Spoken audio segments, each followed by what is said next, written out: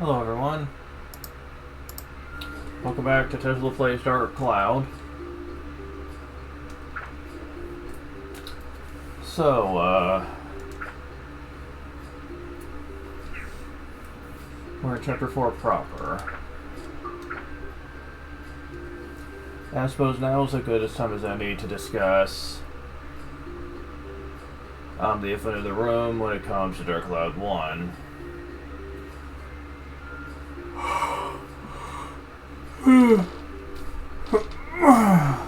Excuse me.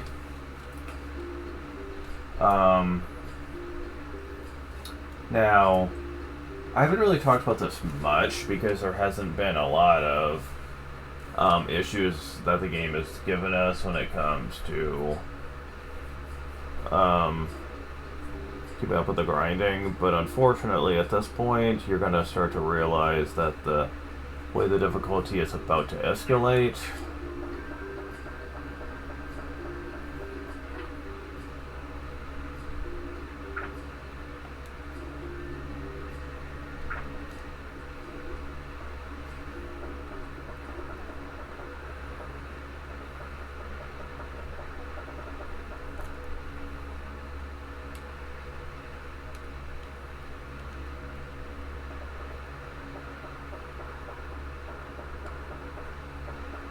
Okay, there we go. I had to figure out where we left off. As the difficulty escalates, though, you're gonna realize, especially by this point, early Chapter 4,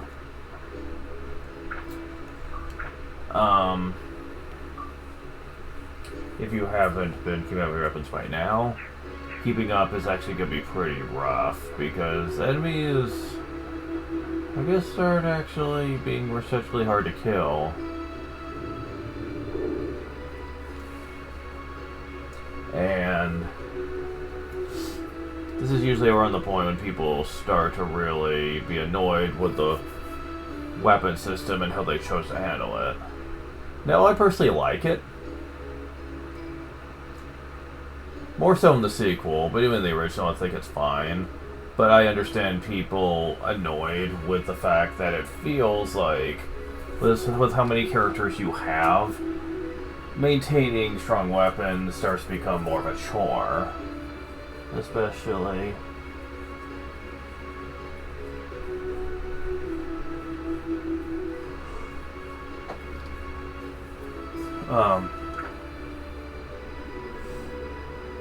with characters like Xiao and Goro, who, for all practical purposes, by this point, a lot of people would rather not use.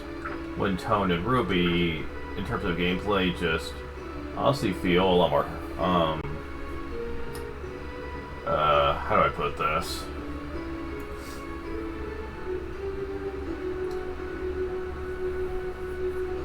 More practical, I guess, is the best word I can come up with. Like, Xiao and Goro aren't what I call bad characters, but they certainly feel like their gameplay just feels like either feels like they're secondary compared to other characters you already have, like Ruby, or they just feel like they're a little bit more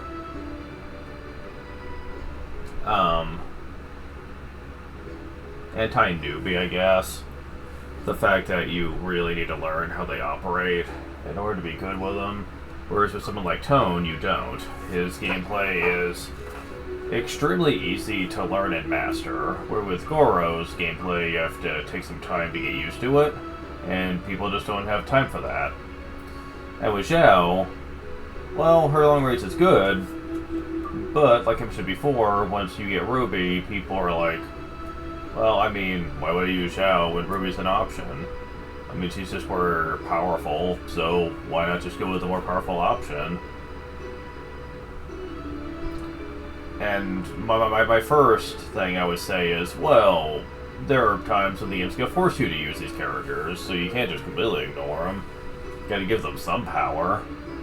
And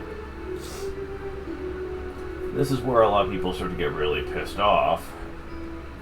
enemies are not pushovers anymore, and if you completely ignore certain characters, then it's going to get to the point to where those specific areas are going to piss you off hard, because you're not going to do hardly any damage, and killing a single enemy takes an eternity. So people tend to get annoyed for that reason alone. They just don't want to have to put in the work for characters they barely use. But when they're forced to, then the game just completely fucks you up. I understand the criticism. Trust me, I do. I personally hate it when games try to tell me how to enjoy them. I've mentioned that many times in the past with certain games. You should not be told how you should enjoy a game. In many ways. Like, gaming is supposed to be fun. You know, it's supposed to be a very fun hobby for people. And when the game throws unnecessary gimmicks at you, then you're not gonna like it. Thing is, in this game though, I really don't think it's that bad. And I'm going to show you one trick that, by this point, a lot of people should be using. You want to take a strong weapon with a character that you like, and make sure it's a character that you're planning on using for the current floor you're on. Not other characters, the one character. That's paramount for this trick to work.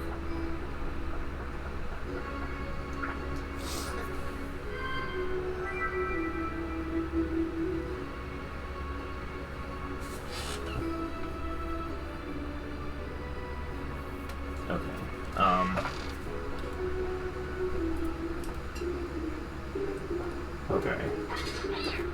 Oops. I was a little too slow on the uptake there. Let's try with this one, with this guy. Okay.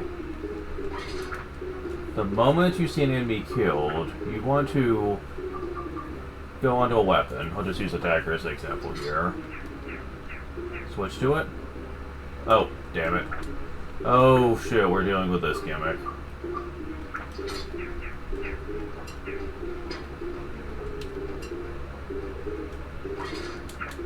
Okay, let's try this again. There we go. As long as you... Ooh, get a King Slate, which I believe is the gate key. Anyways. As long as you have a weapon equipped, when the experience is calculated, that weapon will get the experience, not the one you kill the enemy with. Both games actually use this system, and it's a great idea. Specifically for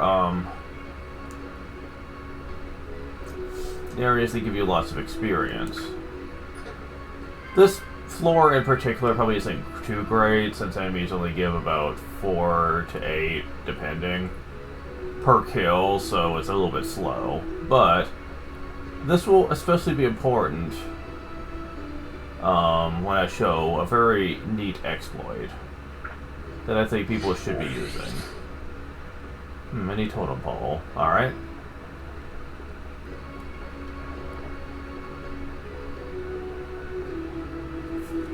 Also, I need to turn this fan off.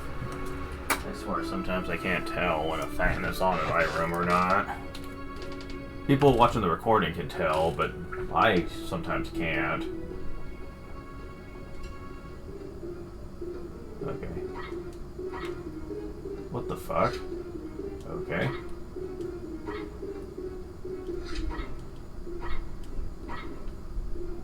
Wow. You guys can just...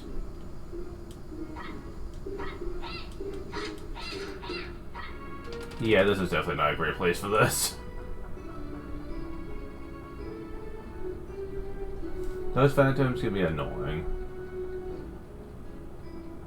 But yeah, the weapon switch trick to get experience on some weapons is very useful to know.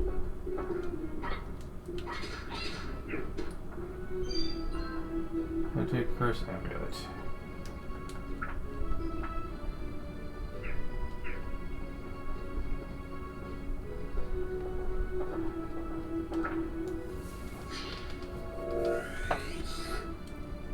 Nikita.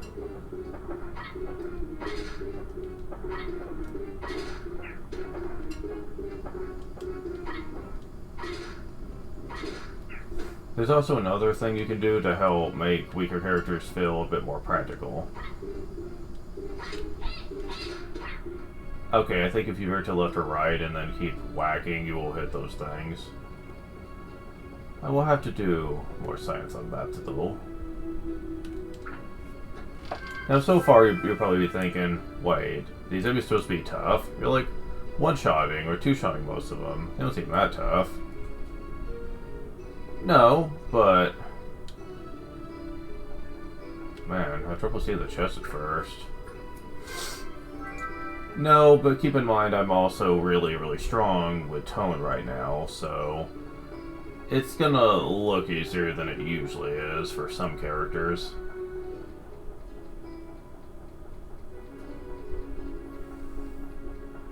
Also keep in mind I've been really fortunate that the game's been generous with handing out gems a lot for this playthrough. Exceedingly generous. Most players don't even have it nowhere near this good. I'd say for the casual player, if they're using tone right now and attacked, it would probably...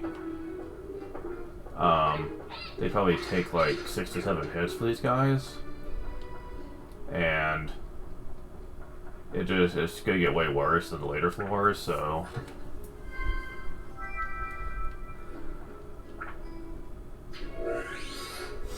Prisoner cabin. Yeah, people are like, well, what about battle items? If you want to build up certain characters, and just bring a lot of battle items and do it. And we get a road.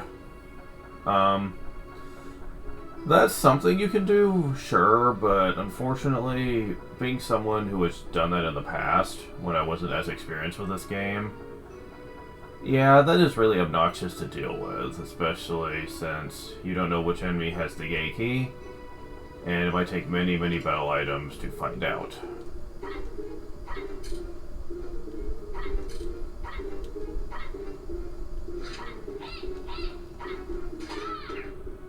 I mean, that trick kind of works, but... Oh, come on. Aha. Oh, come on, people.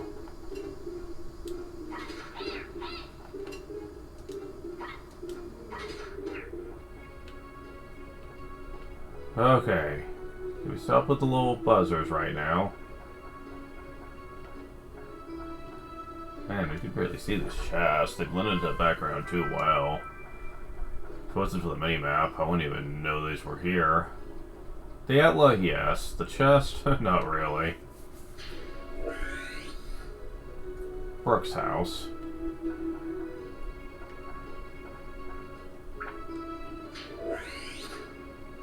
Totem pole, head 2.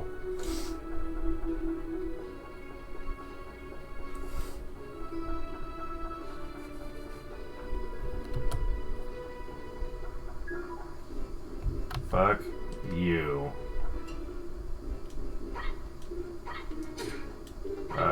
Really? I felt like I was stuck and couldn't move. That was annoying.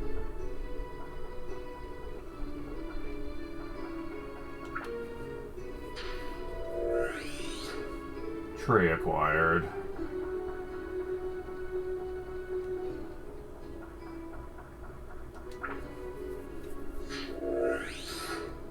Mini tempo acquired.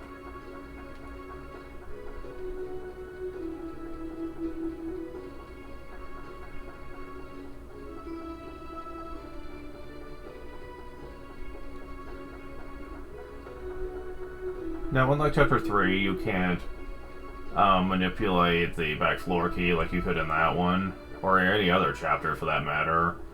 So Chapter 3 kind of stands out in that department, which is why that's typically people's favorite chapter.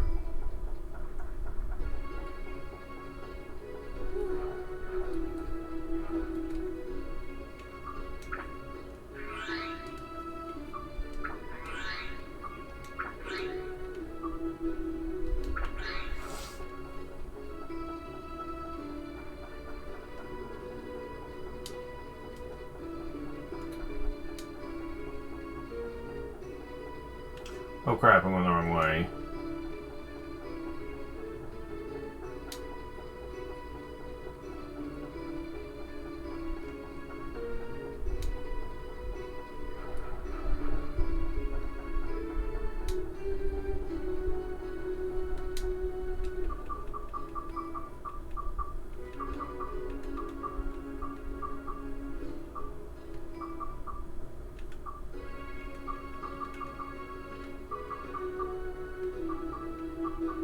There it is.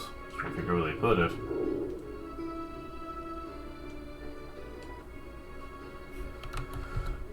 Okay, that first floor wasn't too horrible. Let's try the next one. Okay, still no gimmick. Good.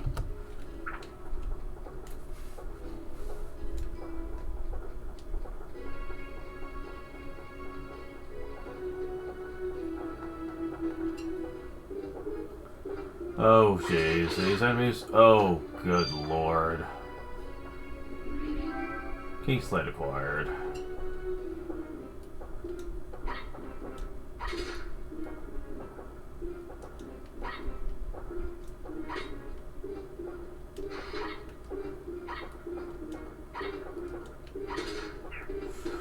Yeah, these enemies are extremely annoying since they always explode when they die.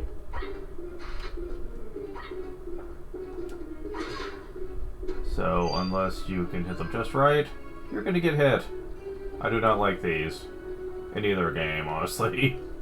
Though in this one, especially, I hate them. Jabubu's house acquired.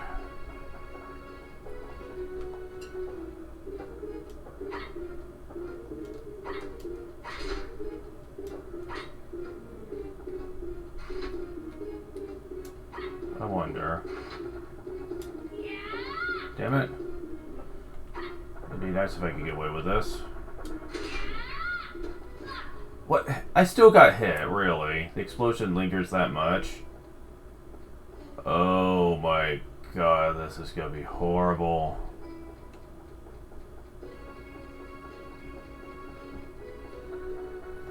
I think about the only way you can make this even salvageable is by using a stamina drink. And just hoping it lasts long enough to deal with all the bombers. Sadly, that's not a very cost-effective way to deal with these guys, since they cost a lot of money and are very rare otherwise. So, for the most part, you just have to take it. Since I don't think there's, like, or use just long-range character, I guess, but...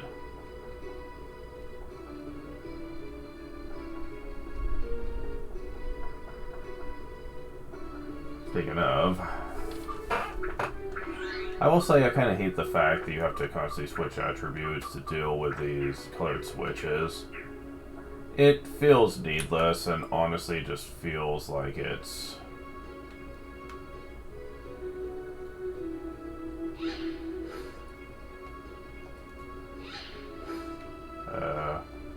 Please hit it. Why is this not working?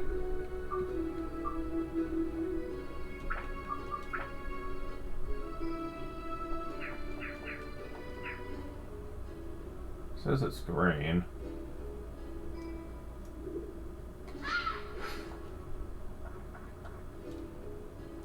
Oh, that's blue? Looks green.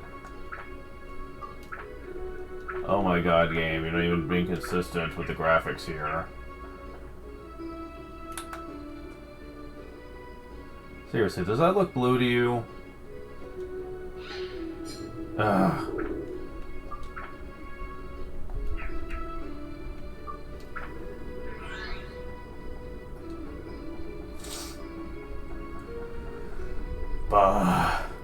But yeah, that's one gimmick that I think I could do without, with the first-person elemental beam puzzle. It's like, what the fuck?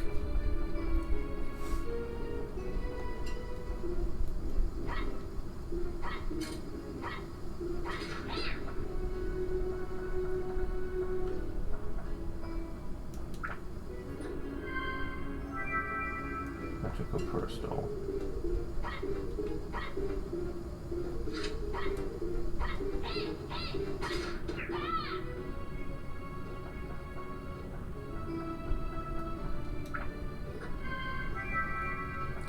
Escape powder.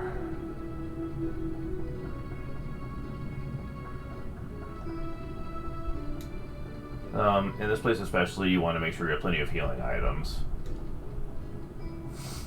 Even basic stuff like bread can help, because you basically just need to be able to survive the constant bombs that could be thrown in your face, trust me.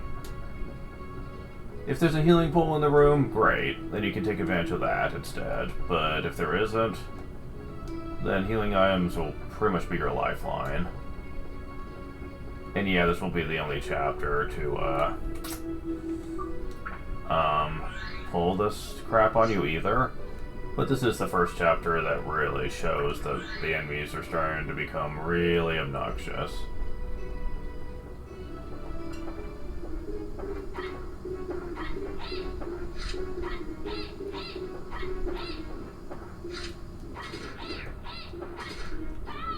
Out. Curse cannot exchange equipped weapon. So we actually get to talk about what Curse does. And I usually don't care.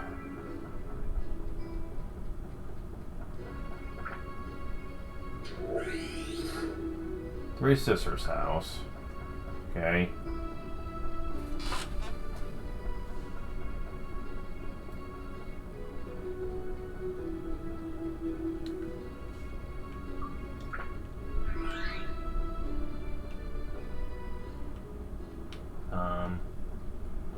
Oh. You can't be too close. Well, that's stupid.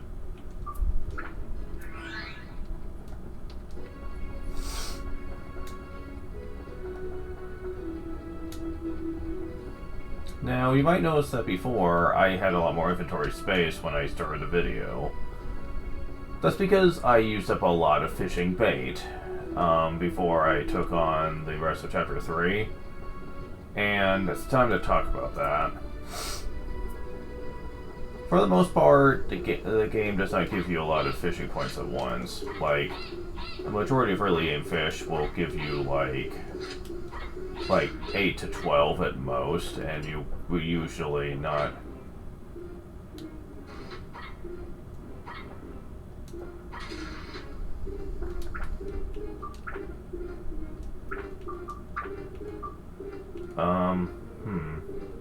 What would you be weak to? Ice?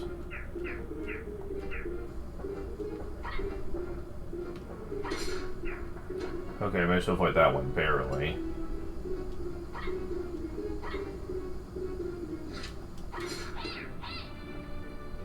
Thirsty. Water will begin to affect health. Yeah. Whoa. Yeah, there's not going to be one here, so I'm going to need to do that.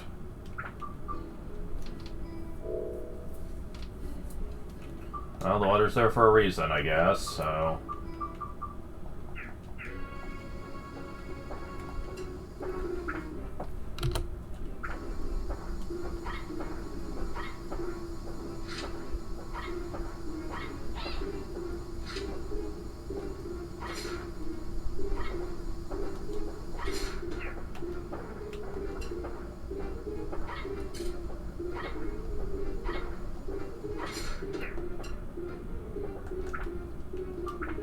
Alright.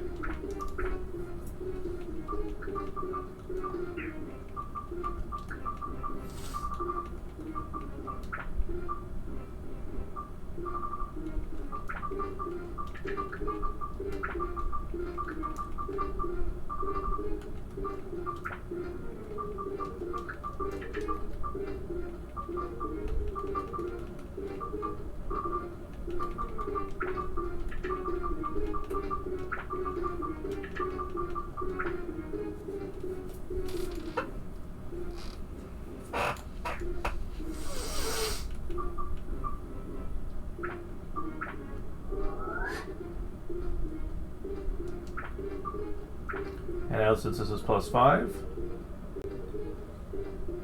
and the ABS is starting to become pretty costly, it's time to build up to the Drain Seeker.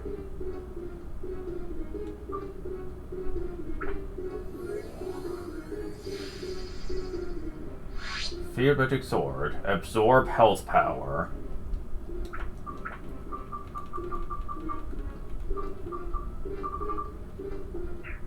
And this has 4 slots. Oh my god, this thing should be amazing.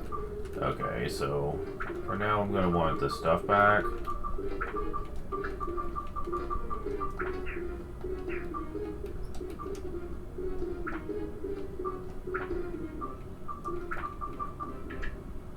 Oh my god.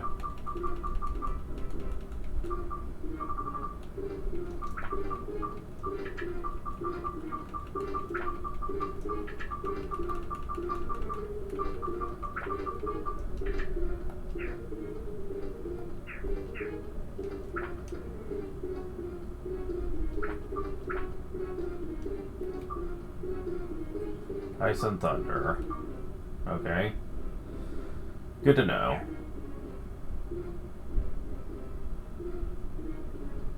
And it's not going to take much effort. Now, one good thing is that this weapon has Strain on it. This isn't what I was going for, but hey, I'll take it.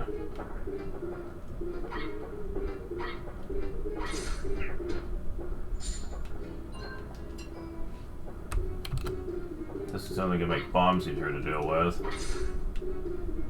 Now, I don't get much back. I get like maybe 1 per hit.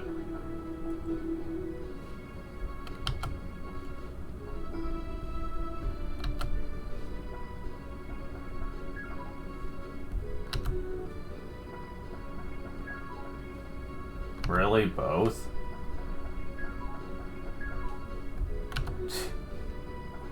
Yeah, those generally aren't worth it because most of the time it decreases your weapon rather than increases it. And even when it does increase it increases it by like 1 or 2 points. Which again, not that outstanding.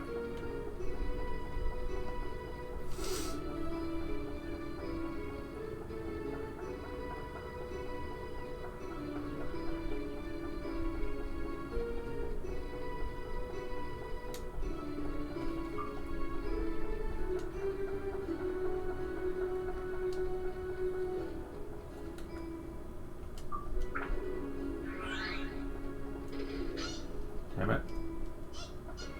You have to kind of step away a little bit to jump across these, which doesn't make a lot of sense.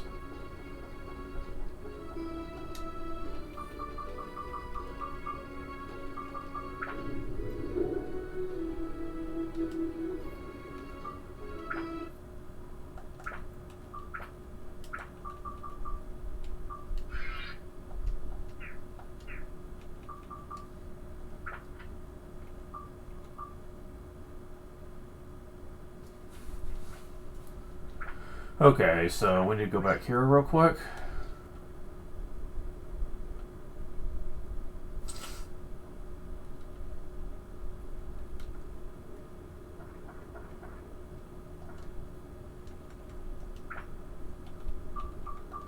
Go and get this.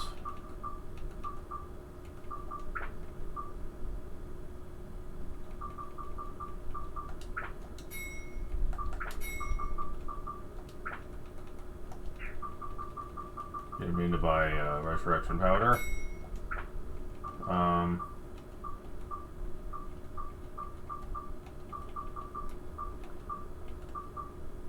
Now these things can be useful if you are in a position where someone has low thirst and you don't want to have to constantly refill it. If you get low on health, then you can use it. You see, it makes you thirsty. In other words, it lowers your water gauge. But if you're already at the point to where you're losing HP from it, then it's basically just a good healing item. But it is kind of pricey, and most people would probably just say that water is the more cost-effective route, or just other healing items. But if you get one from a chest or something, it can be useful.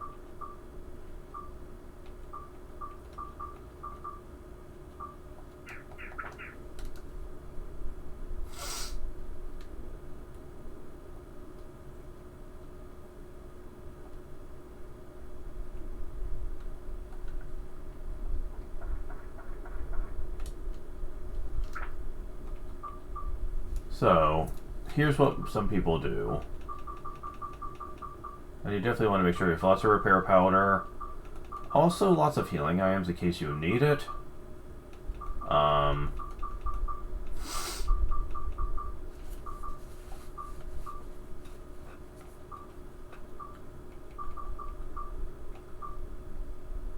Okay. And some waters, just in case you don't have a convenient spot for... As a matter of fact, I'm getting rid of that. I'm getting one of these. There we go. You want to get a flapping fish? And at least two couple things of ice. I'm not sure why the ice blocks have like so many slots in the store when you can buy as many as you want anyway. That feels kind of strange, but whatever. Church of Memory. Okay. You want to go here. Typically speaking, you can fight the enemies here, but your goal is to find the back floor. Nope. Without the enemies apparently getting in the way. Well, there is a refreshing spot here, so that's good to know.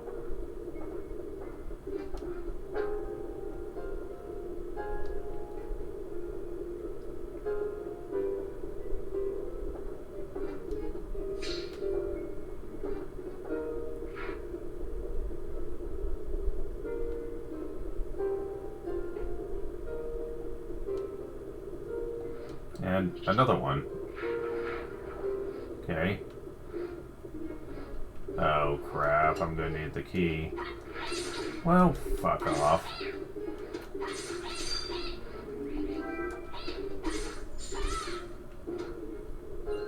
And I'm poisoned and I don't know if I have any antidotes. I have one, but I'm gonna hold off. I will, however, be equipping the antidote amulet so that they can't do it to me. There we go. Fuck that shit. Because yeah, we need a key to get through there, and it's leading to the back forum key. Oh, that's irritating.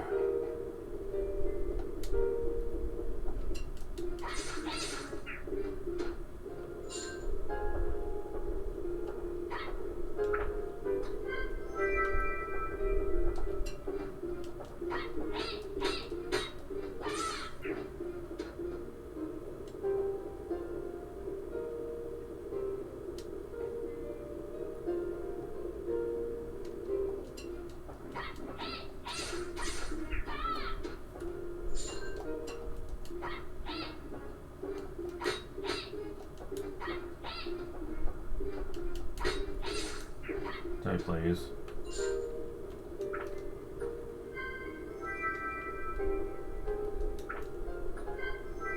Okay, there we go.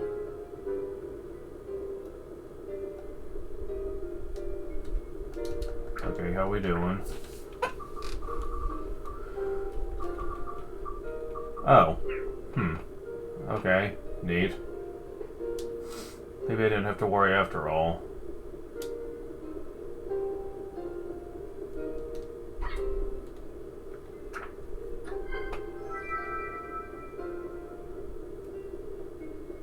Okay, well at least I know where it is. Probably getting one ice block might have been plenty, but still, I believe in being cautious.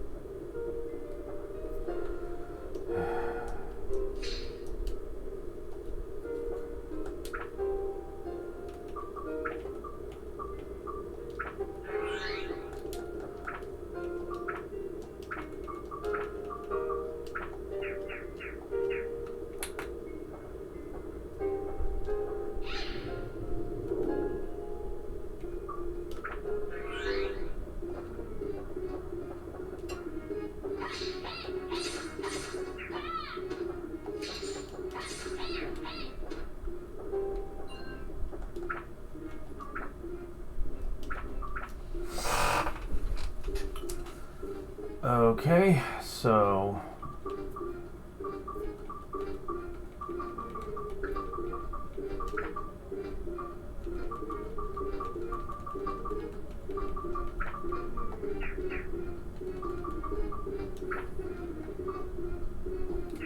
Well, ice is what I technically need still, so that works for me.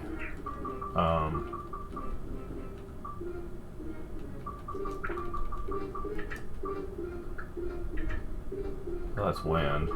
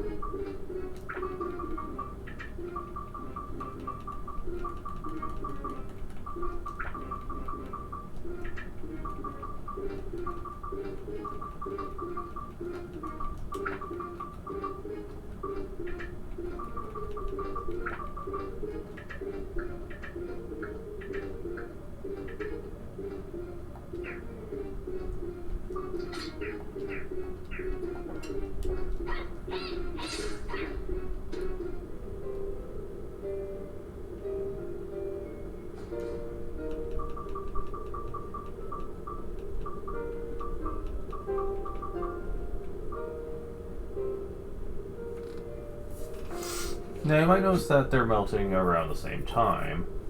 Here's the thing, the more ice you have, the longer it takes for it to melt. I can't remember how many you have before it stops counting it, but...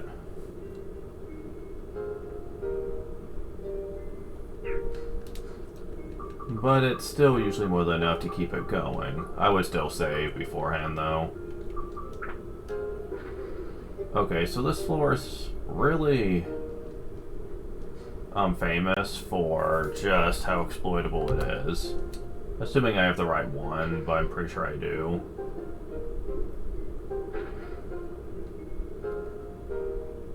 So I basically just leveled this up.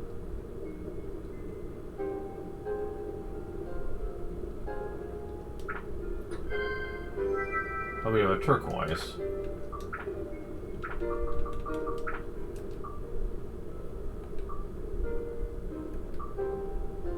There's more ice and thunder still.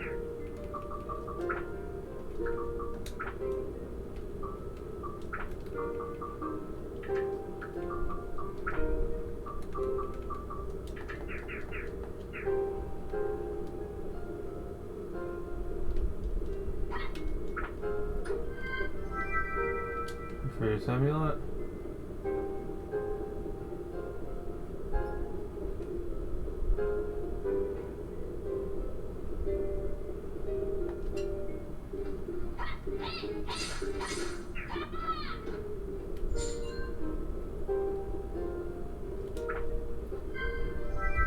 Stonebreaker?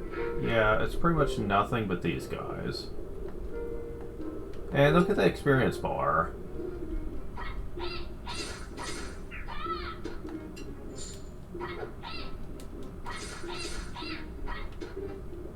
Yeah. That's kind of insane how much they give. A lot of people say that it was probably... Ooh, a topaz. It was probably a miscalculation. Because they give a lot more than most other enemies in the game do. Like in the back floor especially. Like, you would be at the end of the game and not get gains this good. So it is really, really famous on a place to get levels for stuff.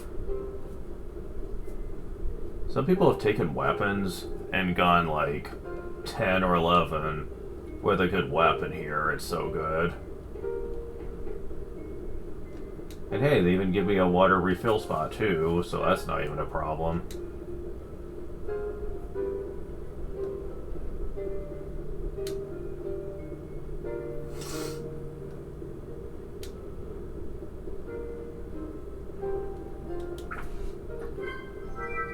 Power up powder.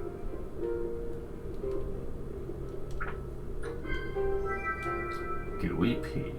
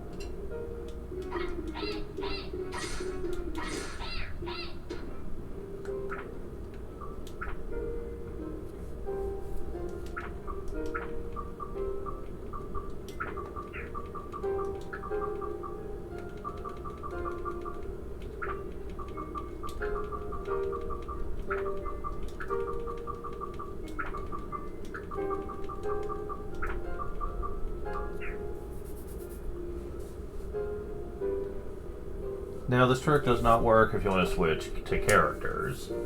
Like to level up their weapons. No, that's not going to work. If you switch to a different character and get the ABS, then it just goes away entirely and you don't get any of it. So that's not going to work. But for the most part, I don't think it's a problem.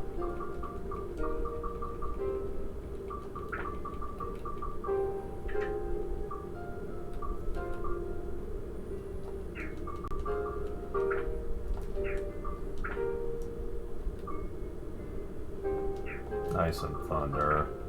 And I don't have anything that gives me that, do I? Nope, just wind. So that's a bummer. Yeah. So, oops, I did not want to do that. Fuck.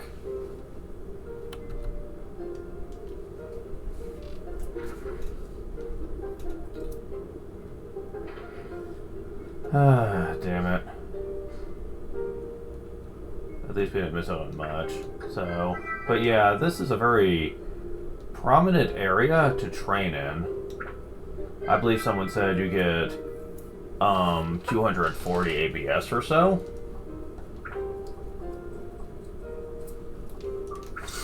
Which is pretty freaking ridiculous, I will say.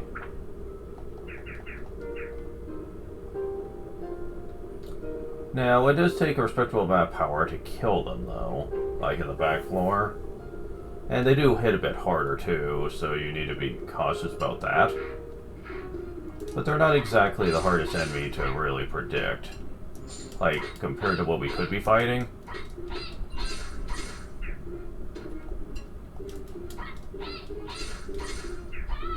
Yeah, like, that could go so much worse.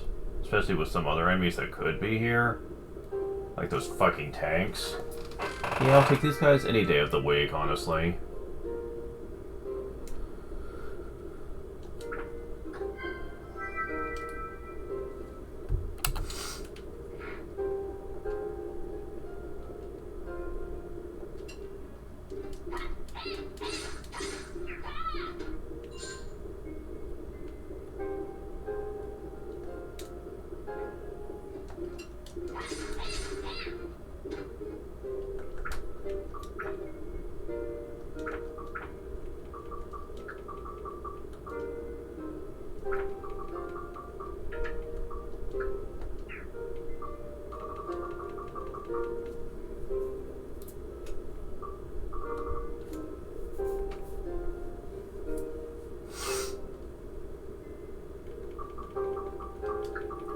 Actually, let's hold off on this.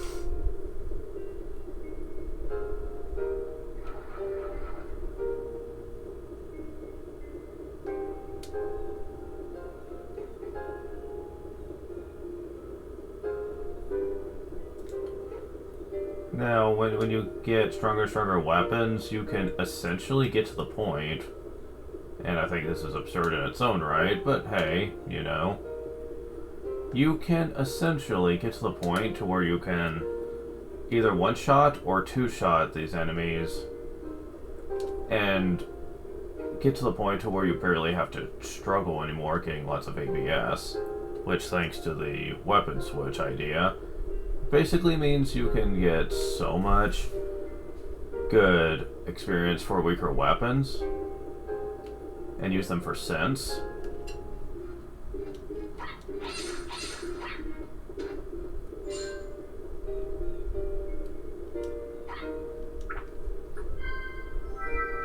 You amulet, okay.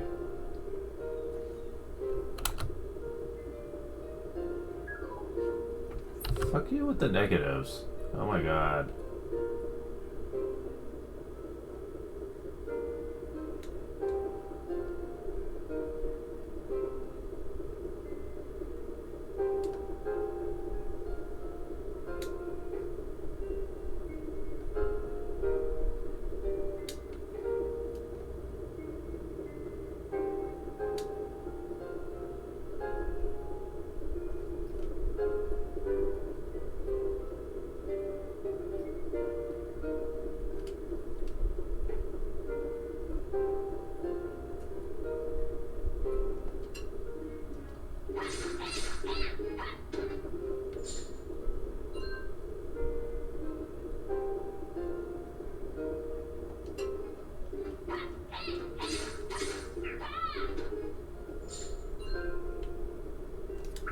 Also, that's probably the most you're ever going to get from, like, a move gold drop from a regular enemy is 20. Power powder, alright.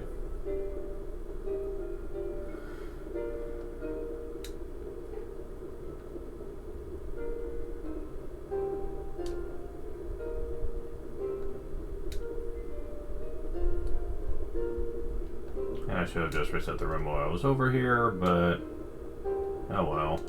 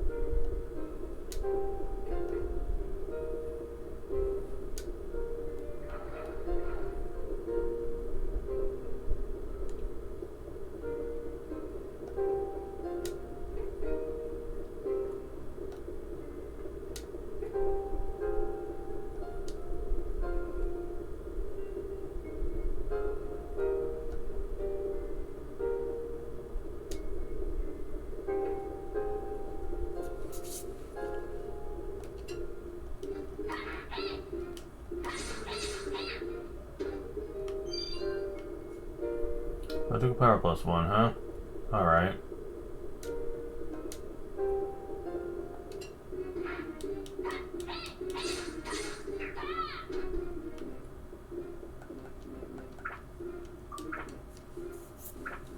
And at this point,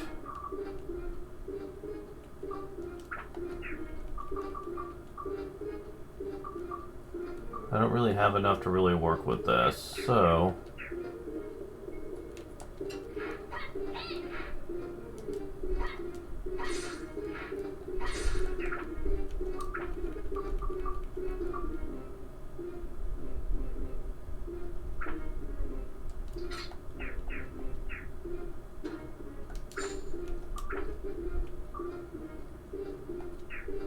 okay, I'm making this faster on myself. Let's see.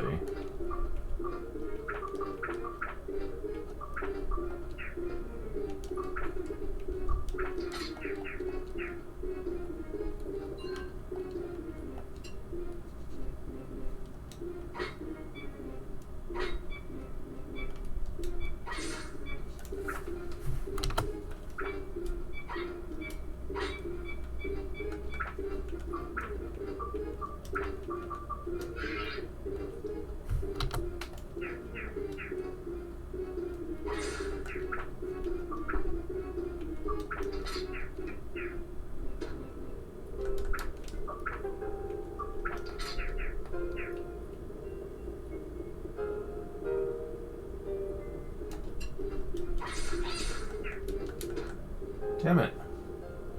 It wouldn't let me switch. Yeah, that is becoming a little irritating, is accessing the menu. Sometimes it stalls, like, in general, and I'm not really a big fan of that.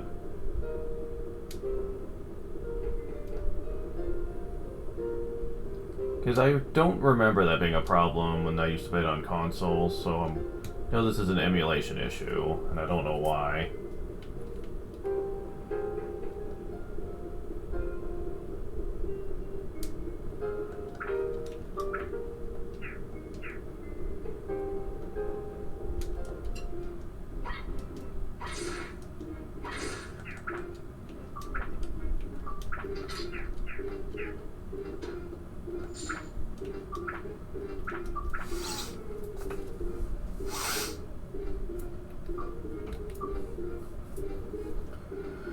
Okay, so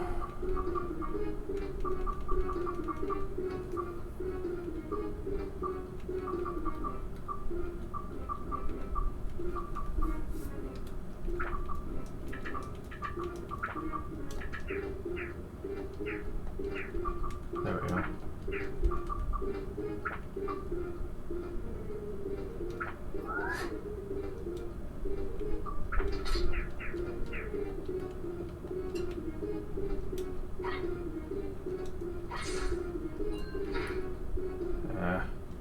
Wait, really? That easy, huh?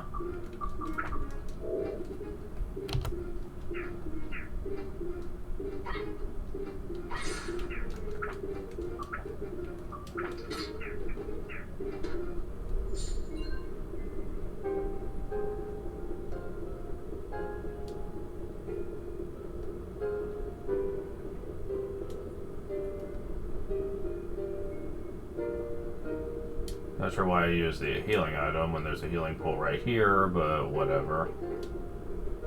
Yeah, having the healing pool does trivialize a lot of this. As long as you can survive a single hit, the chances of dying in here are not particularly bad. Also, I might wanna... There we go.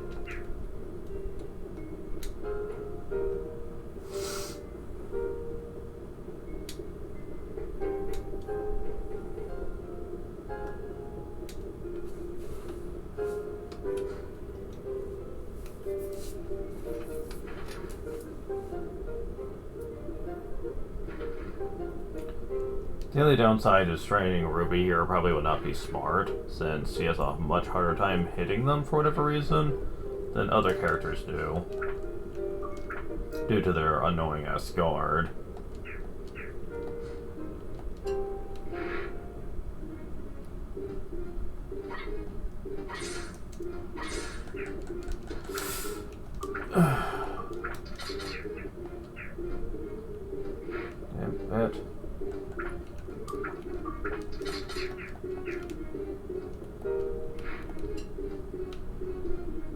Okay, can you guys stop doing that, please?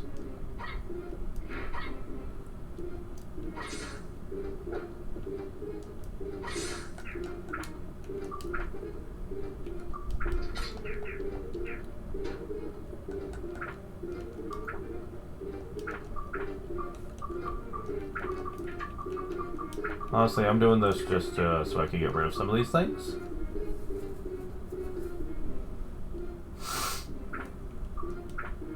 Because they keep giving me weapons with tone, and I am so sick of having to throw away weapons. I'm like, yeah, we seriously need to just do some at this point.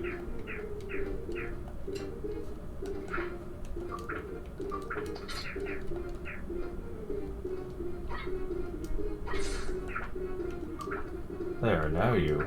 Let me access my menu.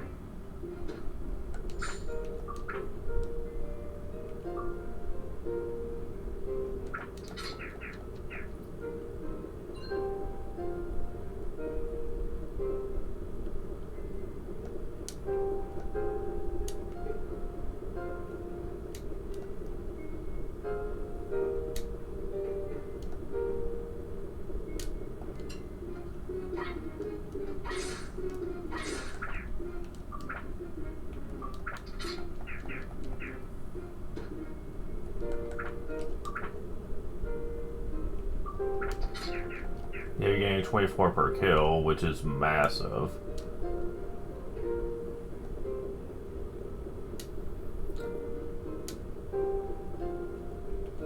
Ah, Trent's feather wore off. Oh well.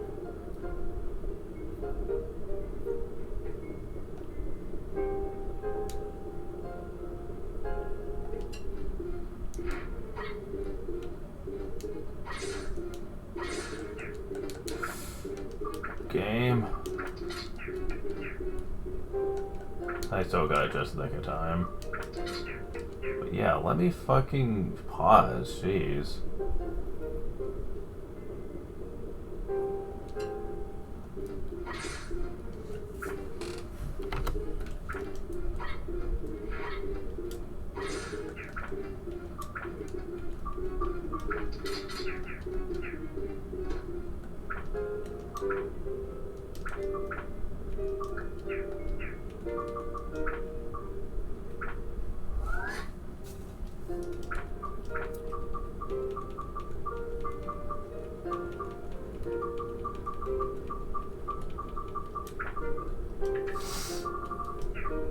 Damn it.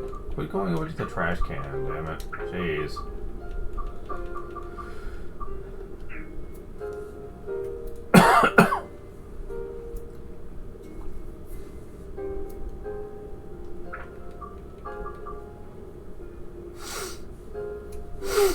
Yeah, this is gonna be worth a lot of this, so that's neat.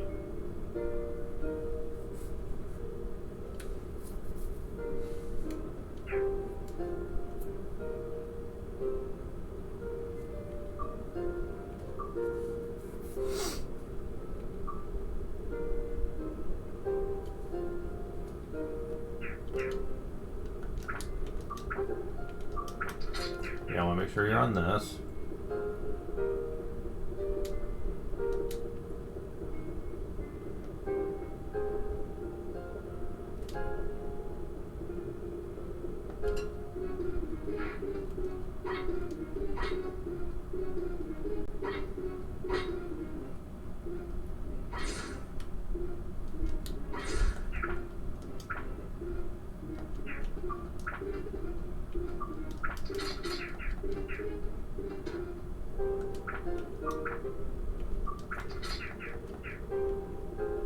Now, most weapons can be leveled up effectively this way, even weapons that are higher tier. Since you're getting about 200 or so per trip, and ABS for a starting weapon doesn't go any higher than 80, if I recall. I think. Don't quote me on that, but I think so.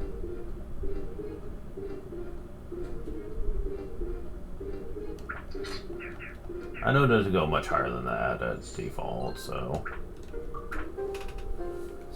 this is still more than enough to really be effective enough to really get weapons pretty decently stat out to get ready for sense. And this is honestly what they expect you to do anyway, is to get sense spheres to power up weapons and stuff, because using just attachments and gemstones just usually is not practical enough for most players to really do that. Maybe use gems and stuff on characters you really love, but to keep everyone up to snuff, they probably expect you to use a lot of decent sense spheres on characters' weapons.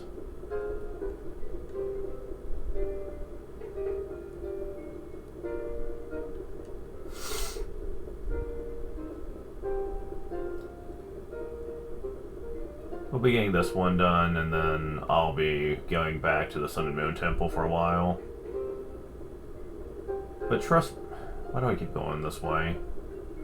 But trust me when I say that for the most part, I'll be keeping this off screen. This is a very effective trick, though.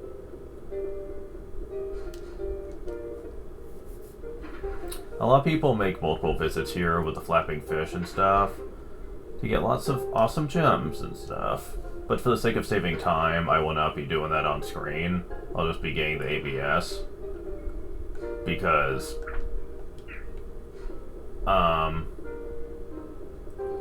that would be a lot of time spent getting to the going to the shop, getting the flapping fish, coming back, finding where they would put the room with the giant fish that takes you, the young generals they call them, and you would need to get the chest, then come back and keep on rinse, lather, repeat. It's effective for nice items, but it takes a lot of time to do, and as it is, I'm going to be spending a lot of time just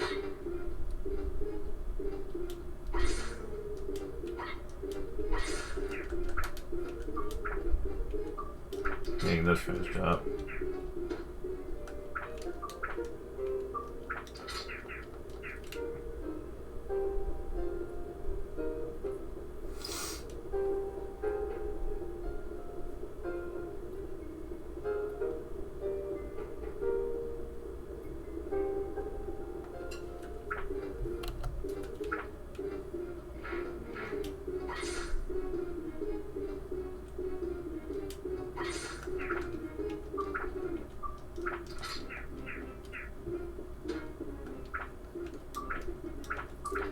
Just got one more level.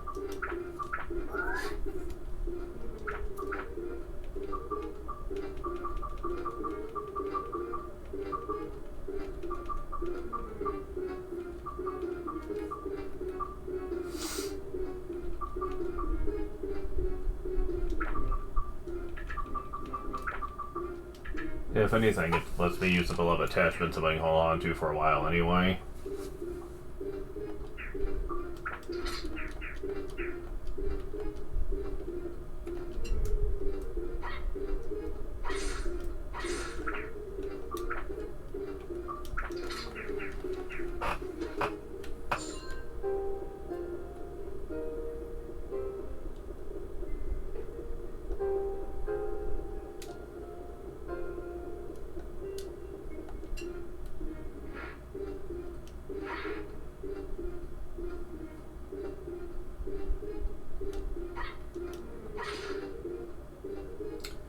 I know it's going to make that mistake sooner or later.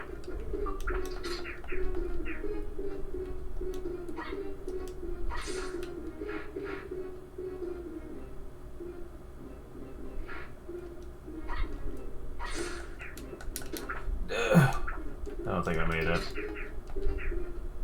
Wait, yeah I did. Don't ask me how.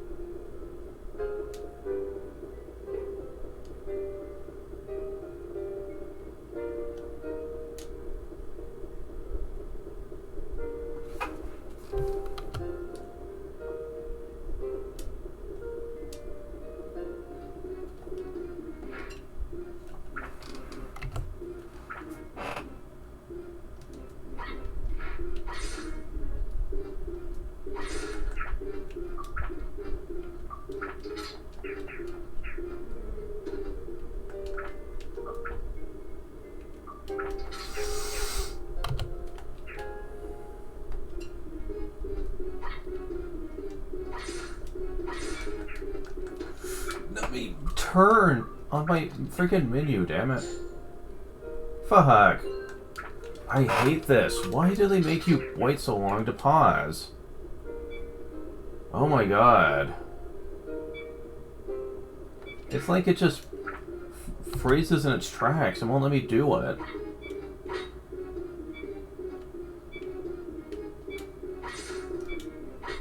Come on.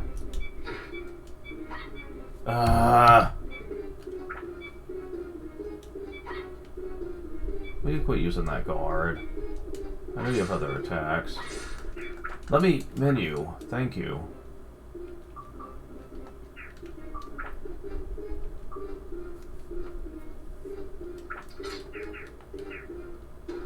Okay. Thank you.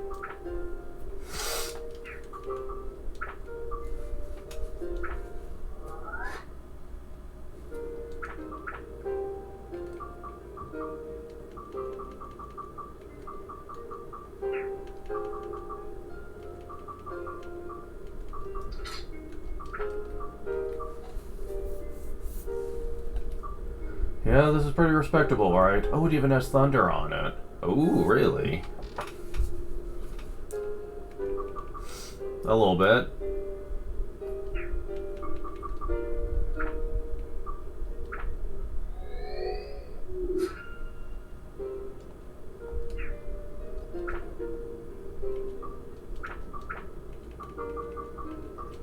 I was going to use this on Zhao, but since this has thunder on it, and I kind of need that, I'll put it on his.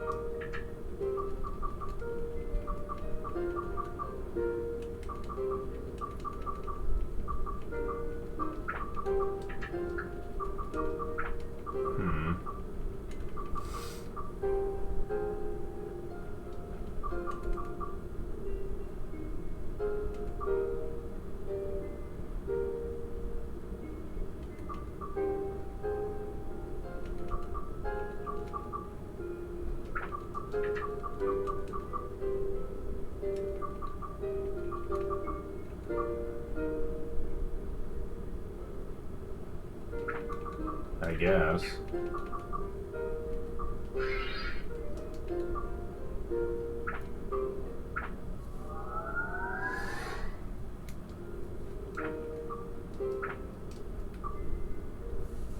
Okay, I have all the ice I need. I just need thunder now.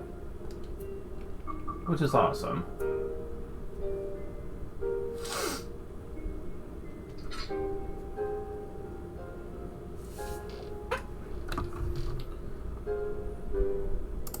And honestly, if I recall, I don't think I need much more than that. Because the Drainseeker is a very powerful, high up there weapon. Not the best, of course, but okay, where is...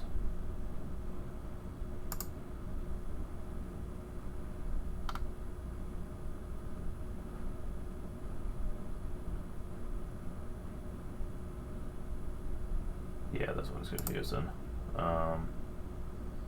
Sword build-up chart. Ah, here we go.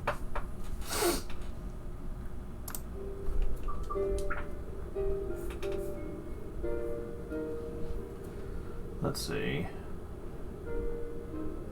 Yeah, I need literally one thunder. Are you serious? That's it?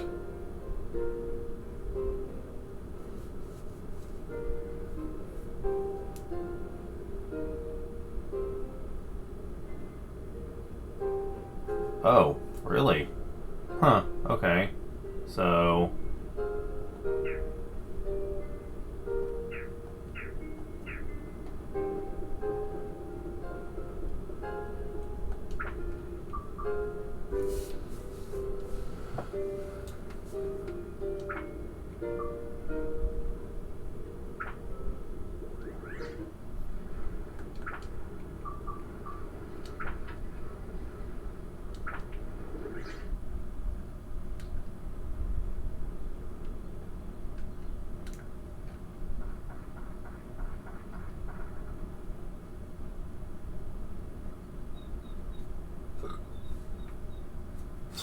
Gotta get them to open up shop.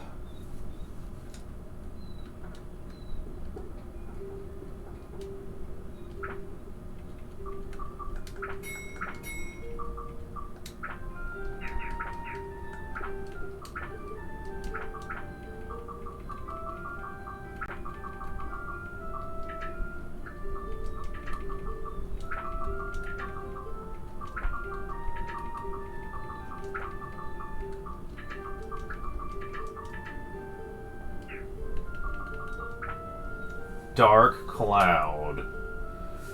Yes, the weapon that the actual series is named after, and I'm about to get it? This early? Jeez, I didn't even have to try too hard to work this thing up to it.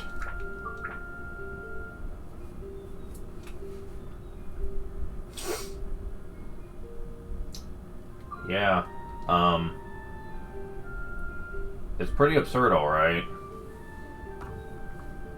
One thing I hate is that the Dark Cloud is not the ultimate weapon in the game, even though by all rights it should be. Like, come on, it's what the series is named after. But it's not. I do like it a lot, though.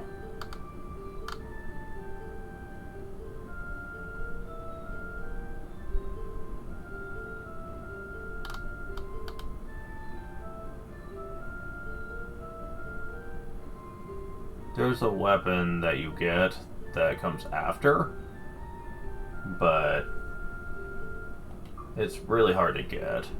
You need 80 fire, 85 thunder, and 10 to 12 of the other, which I already have.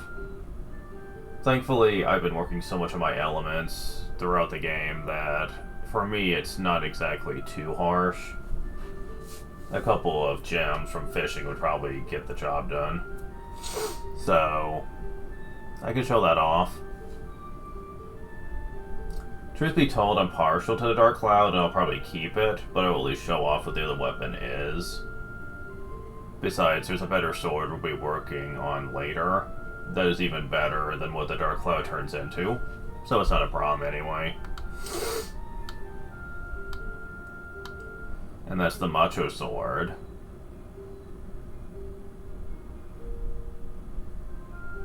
What it eventually turns into is pretty awesome. But yeah, this is kind of insane.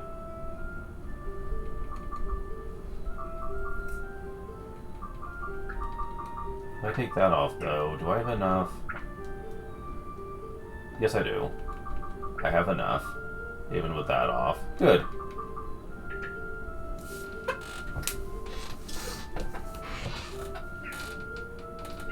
Now, truth be told, if you have the Dark Cloud and you reach it to its max potential, you typically can win the game with it. I mean, I certainly did it one playthrough.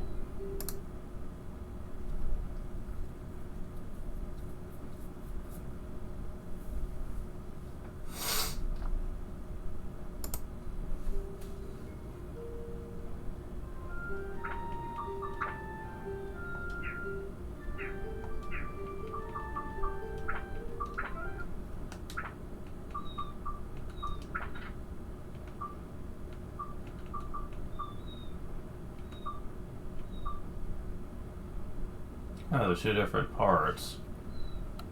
Okay.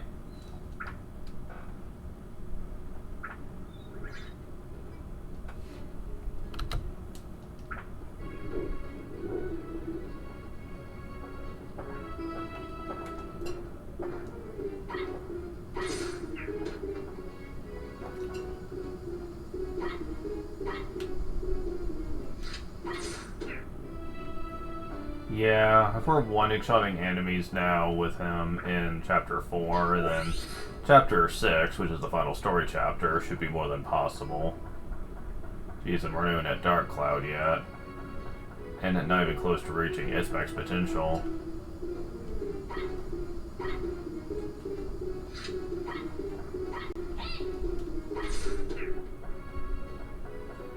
Now, there's one thing I haven't really done much with, and that's the post-game. Yeah,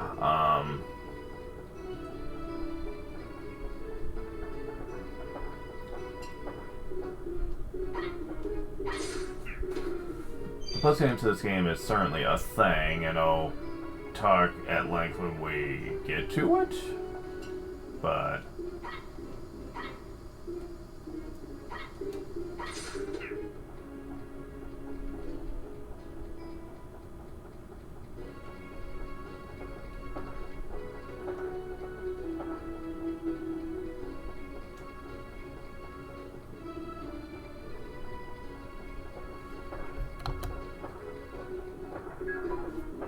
Quit giving me the hat. Oof. I can one-shot them now.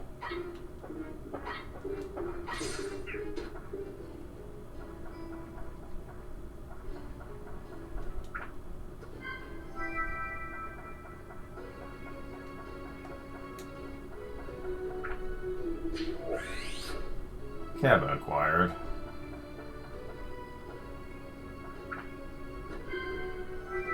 Stone key. Alright.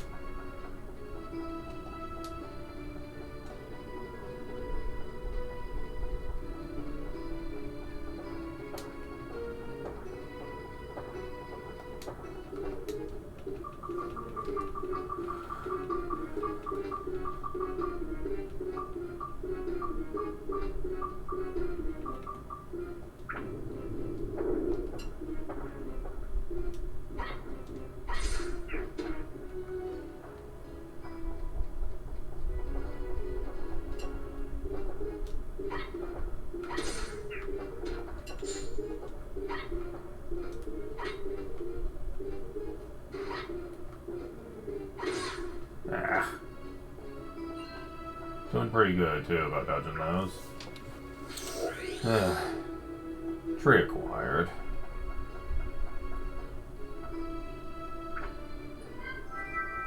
To a crystal.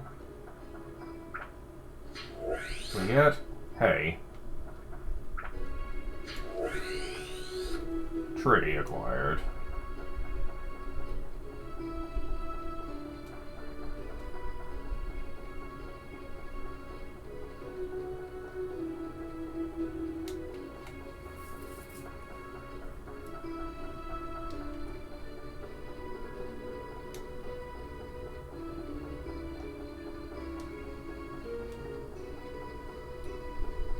This again. Pink beam.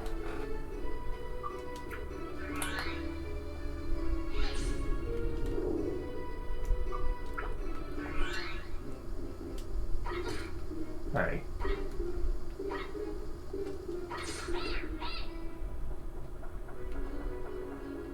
With all these antidote amulets, I seem to have gone somewhere. Unless the chest is goo, then it's not going to affect me much. Sign acquired. Well, I suppose there's always the freeze effect, but not many enemies actually use that on you. There's two ones that are debilitating. One is freeze and one is stop, but you don't see either of them very often against normal enemy fights. As a matter of fact, I think the first time you see it from a normal enemy is Chapter 5, I think?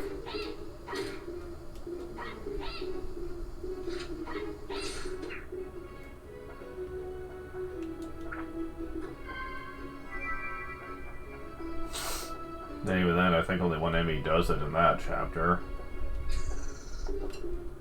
Wow, already. Doing mimics already, are we?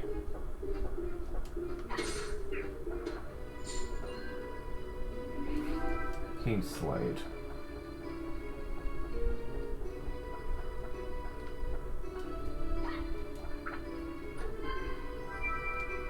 fish.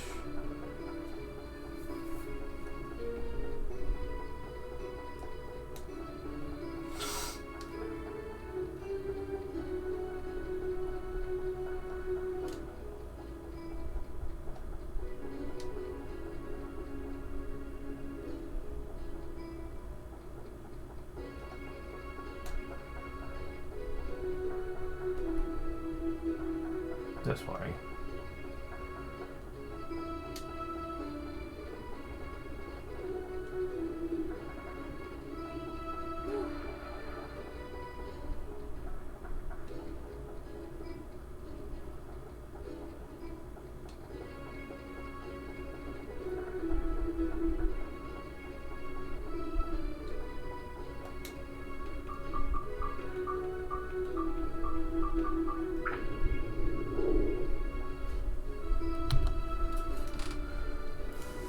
Go further. Oh, Sunley. Come on, Ugaga. What's happened to you? I think Uga's the strongest warrior in the whole Muska Desert. Maybe he used to be, but not anymore. He failed to protect village. He's no longer a warrior. He's weak now. He also speaks like caveman for some reason.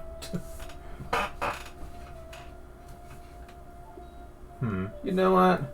Being strong on the battlefield, truly strong as a person, are not the same, are they now? What do you think of Tone, the one who is with me? What do I think? I don't understand. I said something very strong from that person. Like a will, a power deep within him in his heart. Don't know exactly what it is. Yes, Tone is strong. I am weak. Oh boy.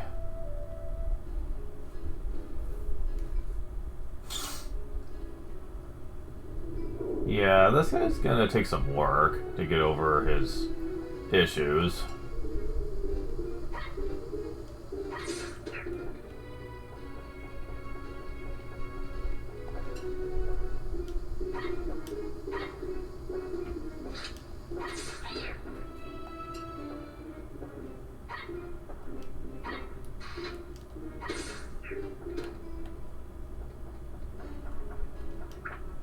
The Pepperhead's gonna be that enemy of the chapter, isn't it? Where they just keep spamming it because they know he's annoying. Yeah, seems like it. Jabubu, okay. Maybe.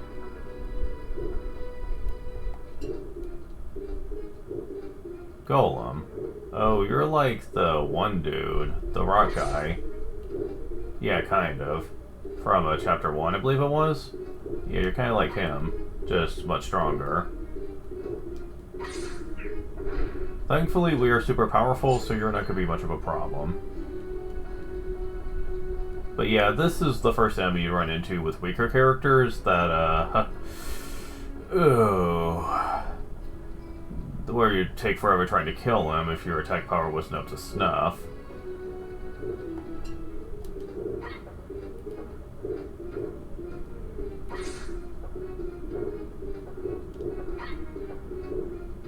Actually getting close enough to hit you without getting it myself can be kind of tricky though.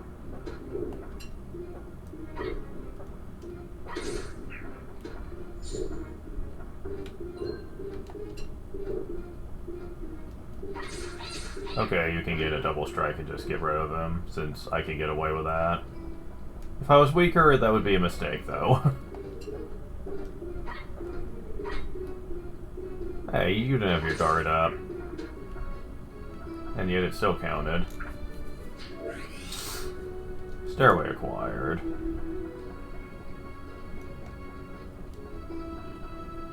Because, yeah, even with as powerful weapons as I have, I'm not one-shotting that golem. And I am super powerful right now, so if I'm not one-shotting that, imagine how much hits it would take for a non-powered up character. Probably about 10 to 12. He's pretty durable.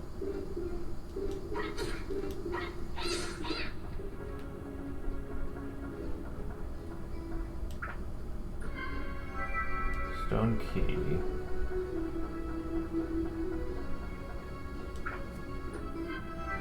Throbbing cherry.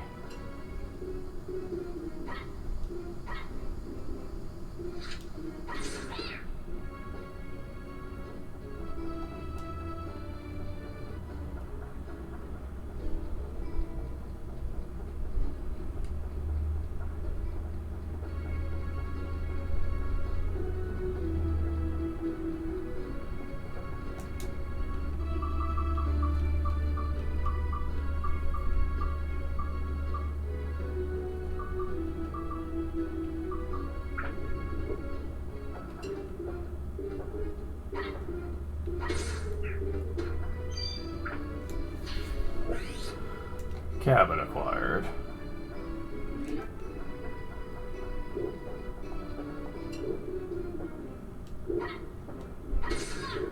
Ow. Oof, that almost cost me. Because I almost whiffed the hit. And here we get Totem Pole Head 3. Mellow Banana.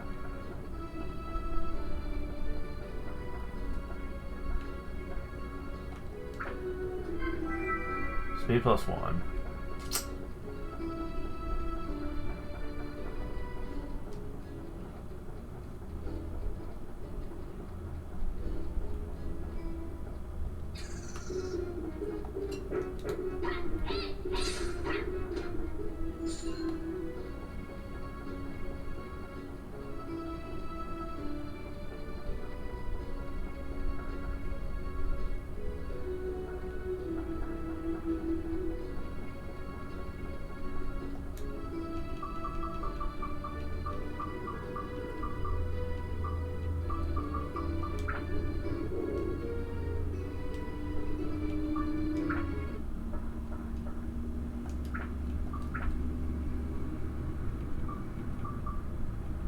So let's see here. What do I have?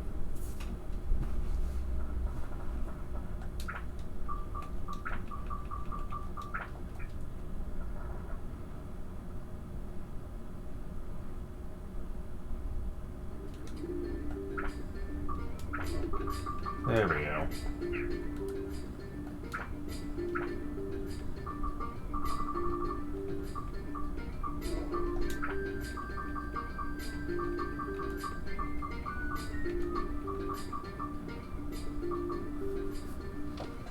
So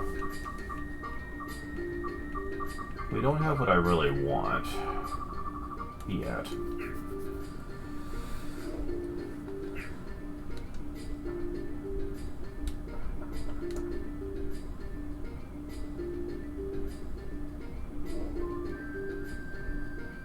Yep, and it doesn't start here either.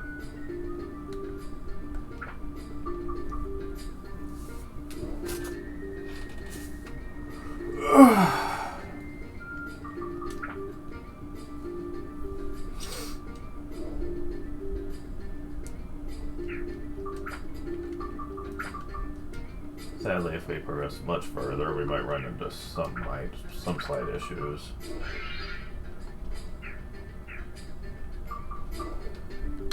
Here's hoping that they don't screw us over too soon. Uh-oh. Level 5. Oh dear. Well, I mean, could have been worse. They could have stuck me with Zhao with, you know, 35 attack, and so, yeah. That would have been kind of terrifying, but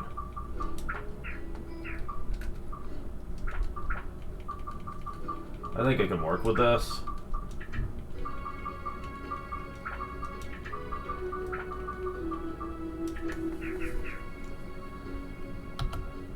Alright, so let's see here.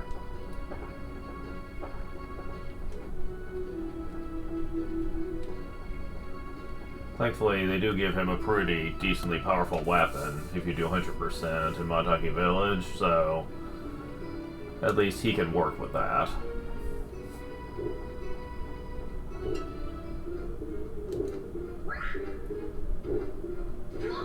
What the? What hit me?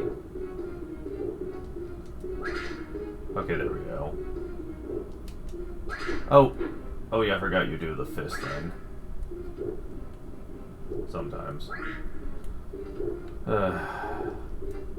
There we go.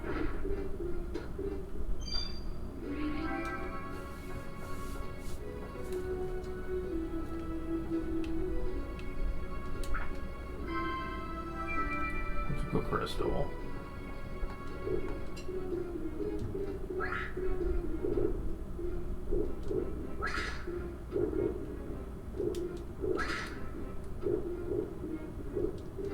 Yeah, you want to wait a second, because the shockwave does linger, I guess. Yeah, I can manage. Yeah, the golems aren't too bad. Just gotta... Okay, so...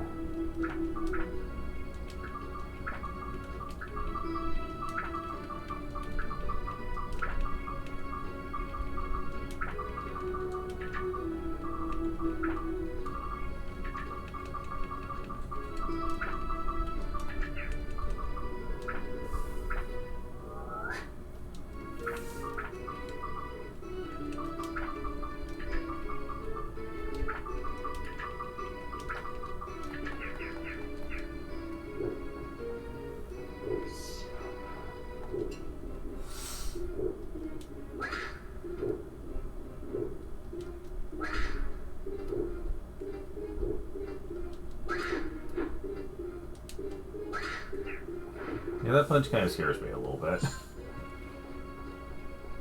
Just because it hits the... it can hit you much faster, so...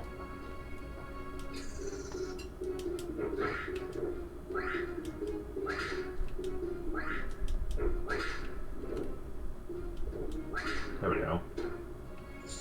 Okay, so the mimics and the golems, not so bad. I dread what happens if I have to take on the bugs with him, though.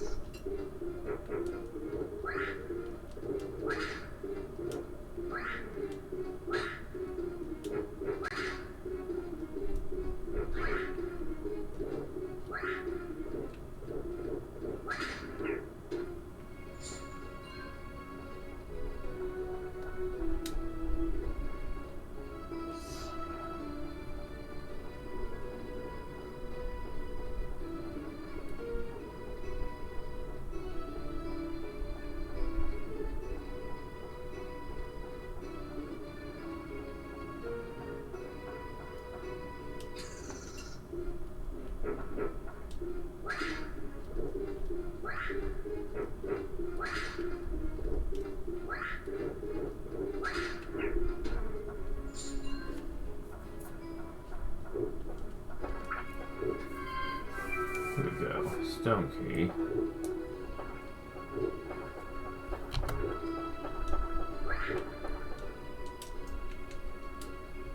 Martin Gorion shows the right path.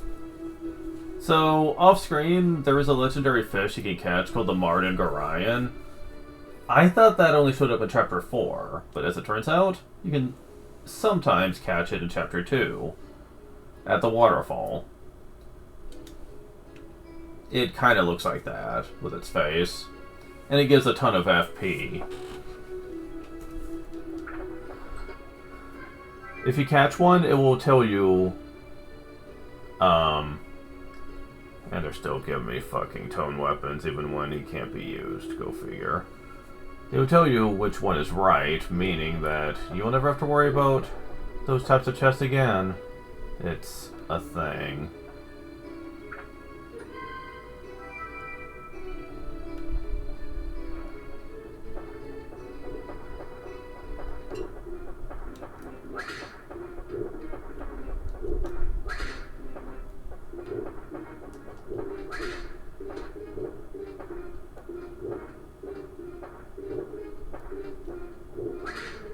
Going to get rid of these guys.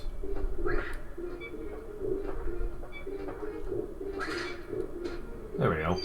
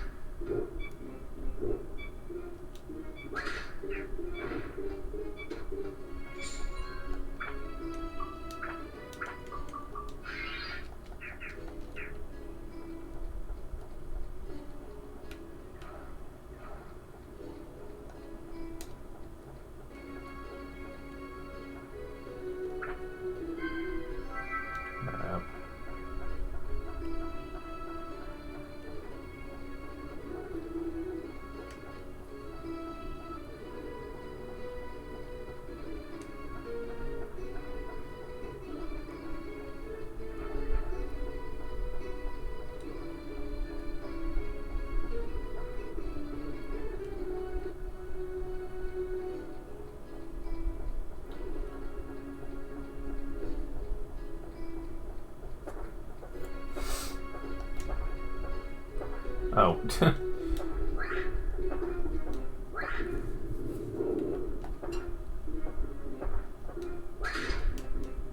At least since I have to use just Goro, at least that means I don't have to bring in Ruby and figure out which element I need.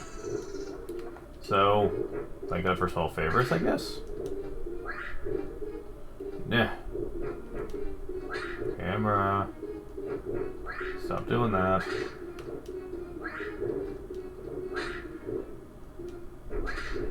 There we go.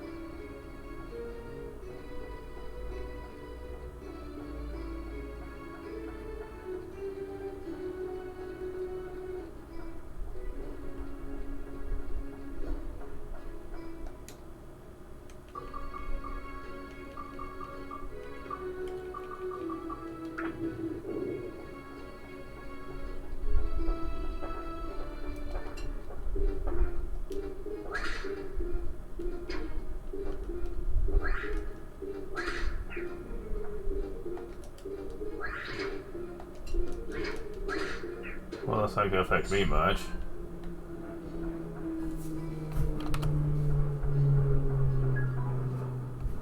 No.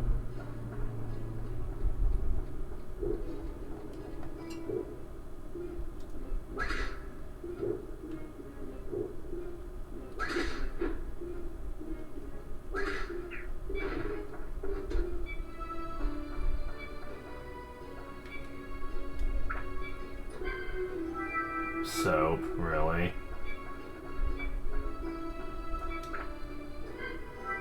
And holy water. And yep, this was not exactly hard in the slightest. Thank God they didn't have any of those insects. The phantoms, they call them? Yeah, I'm glad for that.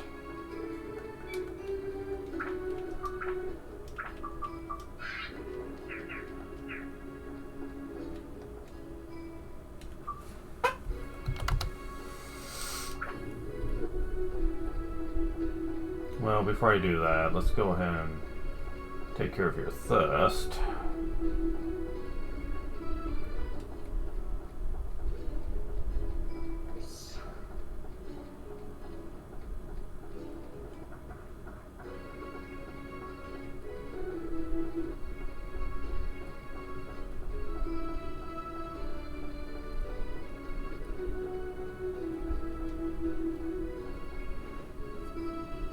Alright.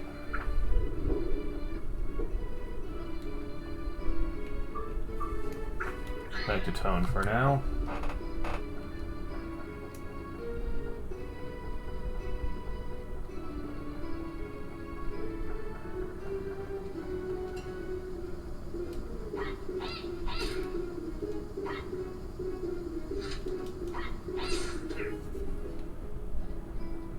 Because of how powerful tone is, going through this chapter isn't as painful as it normally would be.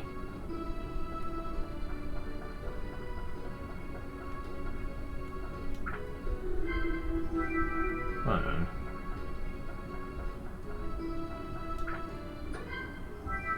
Let's go crystal. Stone key.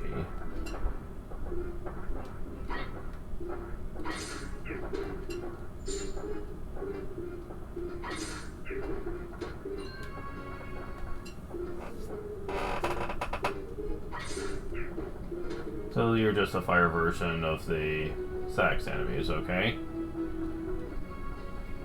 Seems simple enough. Mr. Blair? Was that supposed to be Mr. Flare? Oh.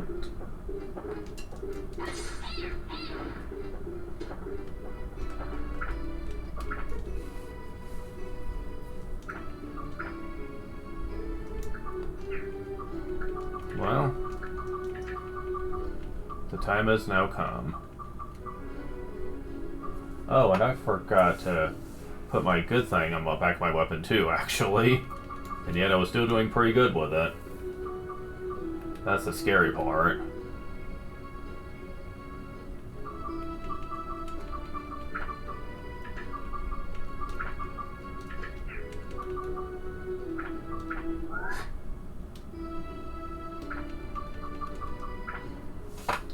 Dark Cloud. I know I don't have this at +5 yet, but who cares? I can't do much more with it anyway. Build up to Dark Cloud. Magical Sword of Power of Darkness. Which doesn't sound like something a hero would be using. But it looks neat at any rate.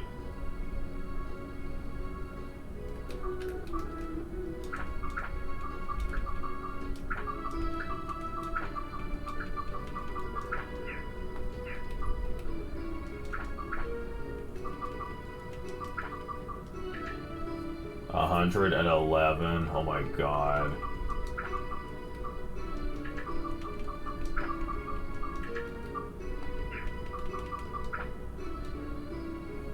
Attack, MP. Need more fire and thunder, and more undead of all things. Okay. I believe you need like 30 of that. And some fire and thunder. But not as much as you'd really think. Let's see. I need 80 fire and 80 thunder. I think that's going to be the hardest thing. Oh, I needed 88 of undead. So, 30 of all of it. Considering that this is good, like, what this thing turns into is something I don't really care about, I'm not going to worry about it.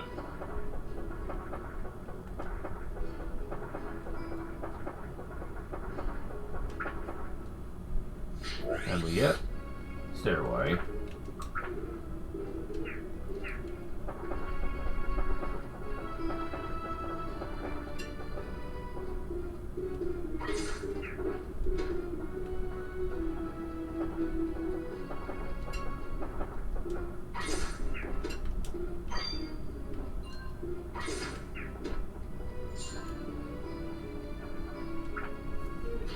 We get Totem Pole A.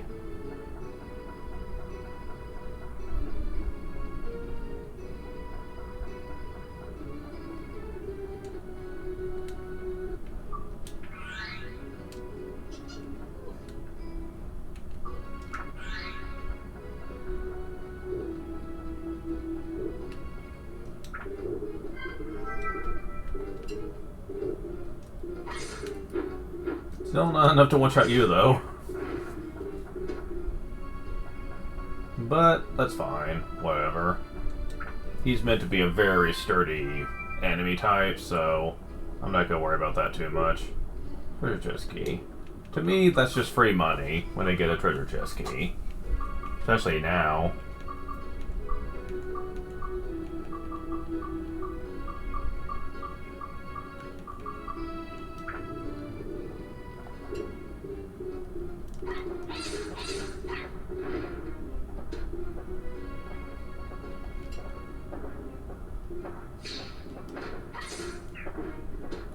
I'm getting 3 now. King's Slate acquired. So, yeah, I'm guessing the more damage you deal, the more you get. I think for every 100 damage you deal, you get 1 HP back. So...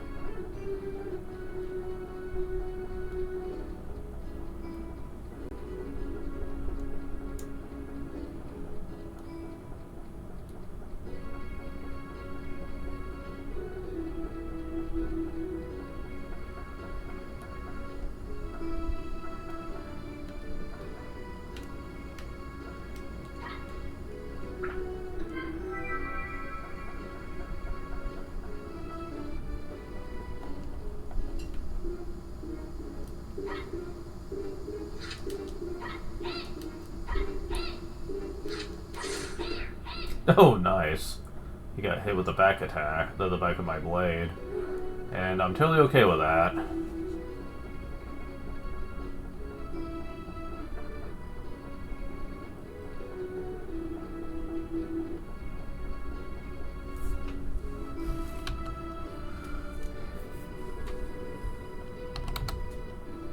Okay, let's keep going.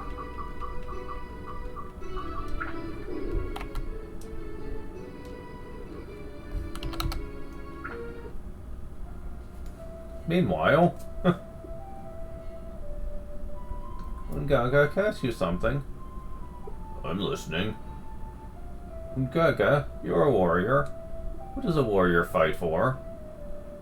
I made an oath to fight for Makala, but I failed to save Makala. Makala? Gaga, is she the one you care for? Makala's my fiancée. I loved her. Makala's dead? She disappeared with the village. Oh, I see. So that's why you're so down. Well, let me tell you. I assure you, Makala's alive. Is that true? Probably. Oh, look. A shooting star. Lucky Cookie Zucchini.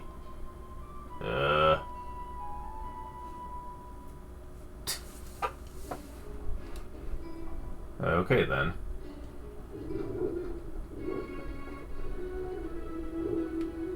Okay, another normal floor. Works for me.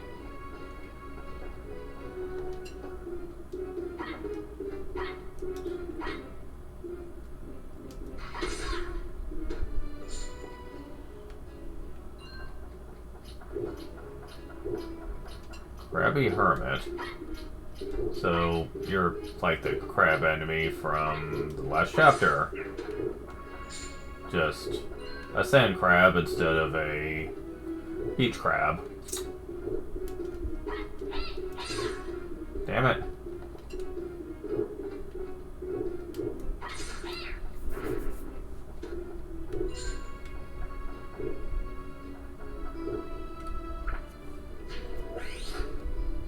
Brook acquired.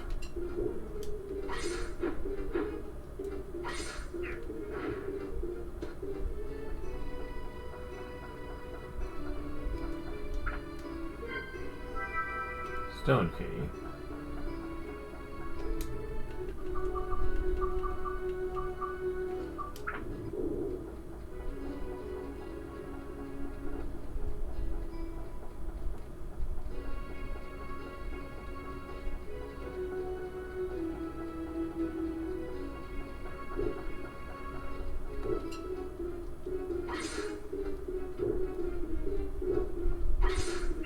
There we go. Kingslade.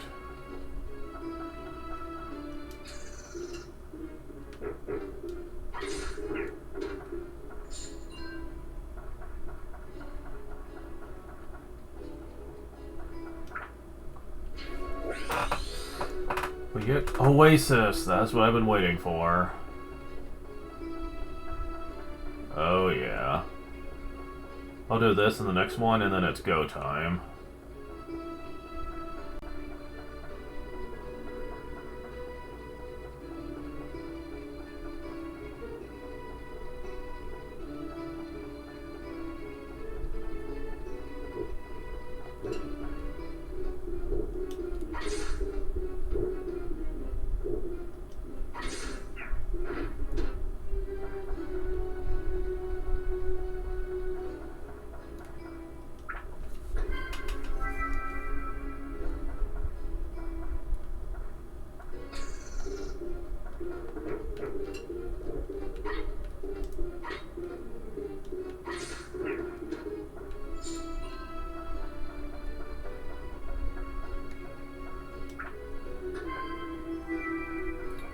Thunder Gem. Alright, so...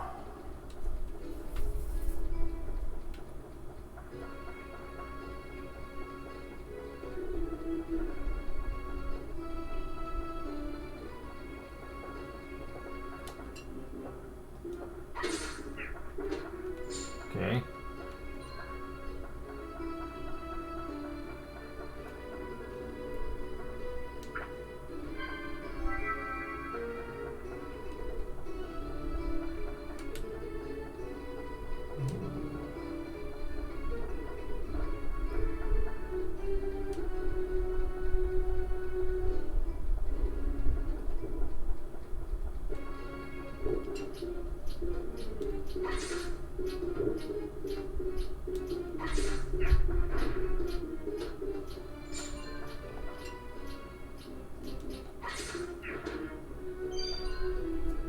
plus 3?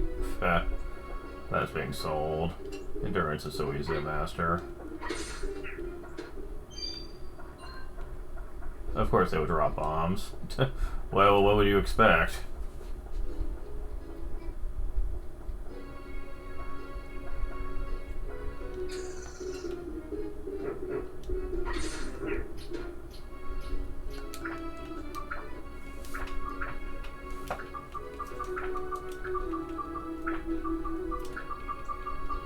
Alright, so...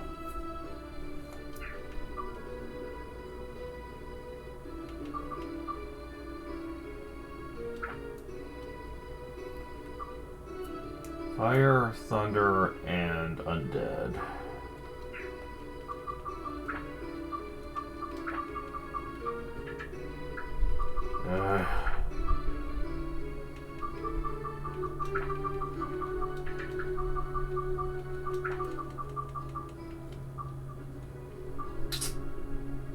Yeah, I don't have any of that.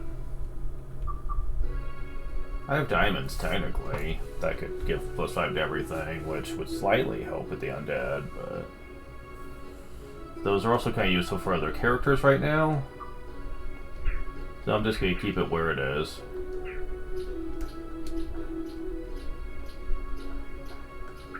I mean, I'll put my stuff back on it, but I'm keeping it where it is for now. So I can get more stuff to work with it.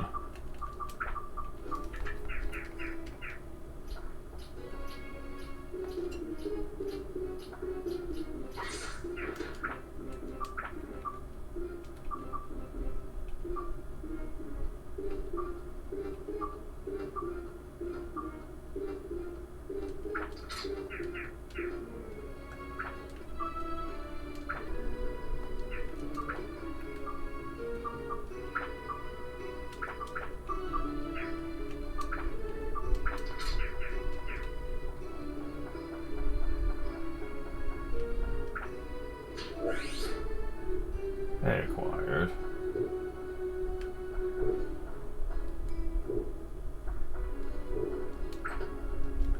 Yeah. How do I still have stuff? How?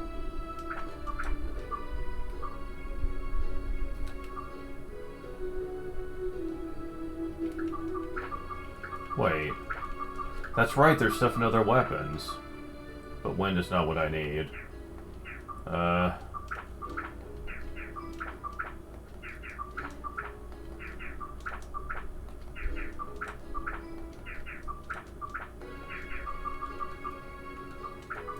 totally forgot I was storing stuff away in other weapons. Okay, plant I don't really need anymore. There's this.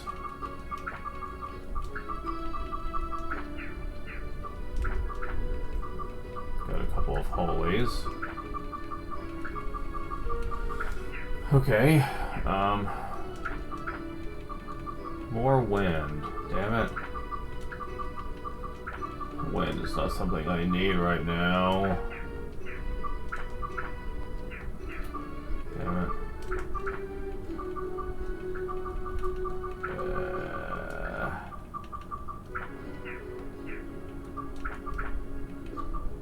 And some Dragon Slayer.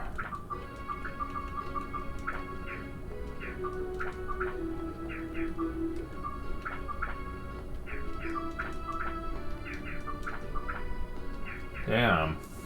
Damn. The one thing I need and haven't stored away in anything. Well, fuck it. I guess I'll just... Oh, right. I need to get rid of one of your weapons. I don't think this is worth it.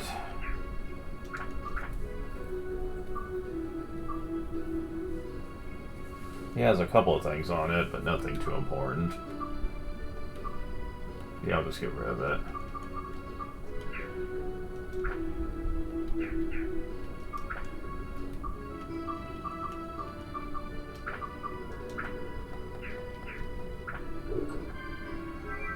Buster Sword. Yeah, that definitely seems more worth it. If for no other reason, just because I can put 4 things on it at once. Which is really worth it. And it even starts with 10 undead. So that's neat too.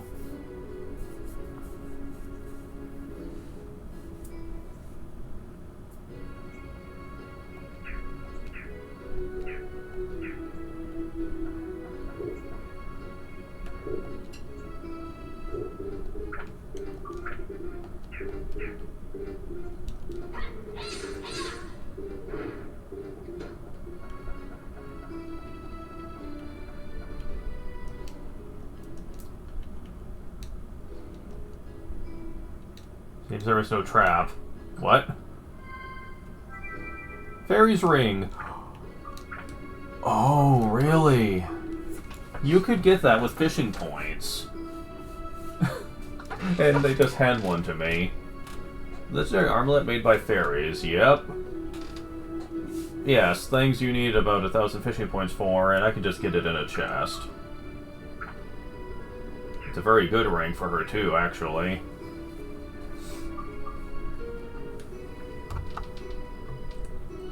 How good?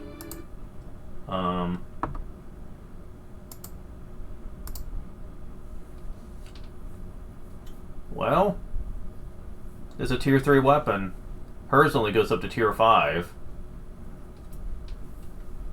So, yeah.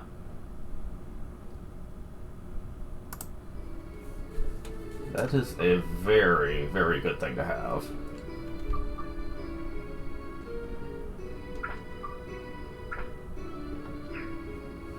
Matter of fact,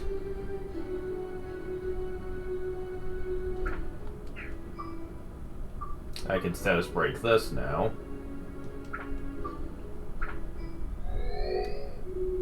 And put that on the fairy ring.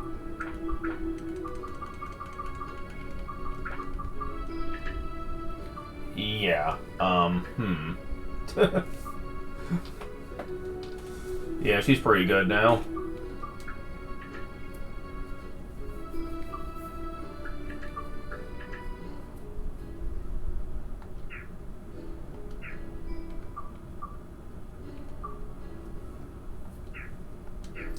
Wow, I lucked out with that. It'd be nice if scenarios like this happen more often. But, alas, they don't.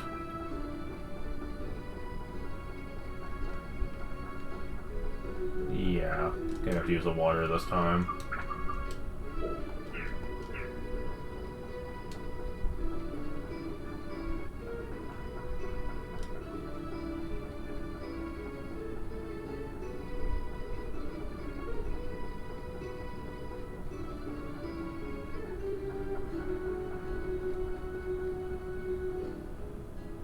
Okay, I had to look to see where the door was.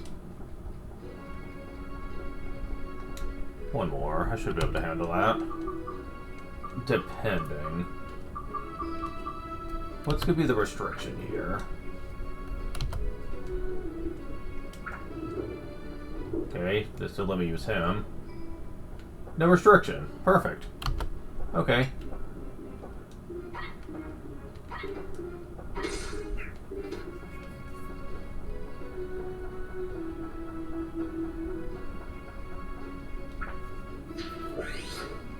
I need totem pole again. Road acquired. Dio Devia acquired.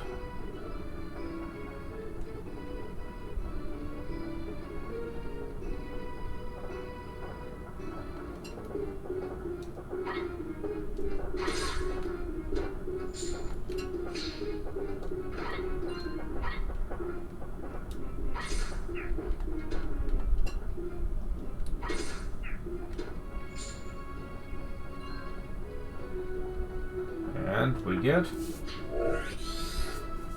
road acquired.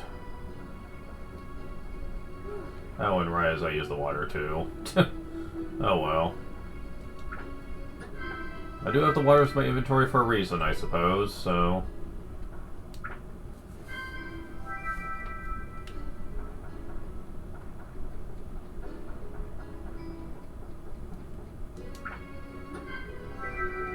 Thunder.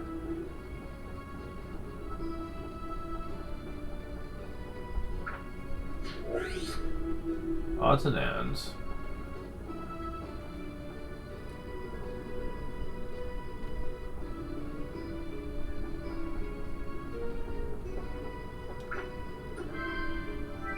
Rubbing cherry.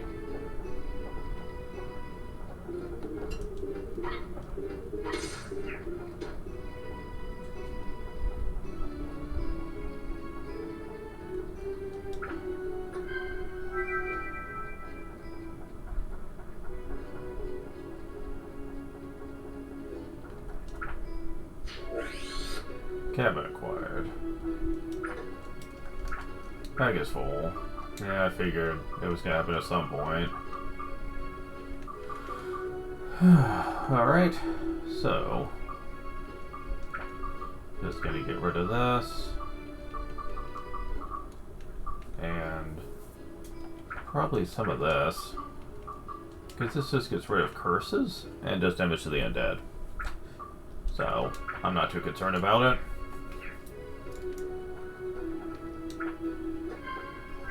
Tasty water.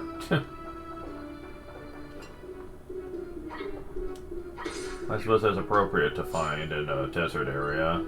People would want to carry water around.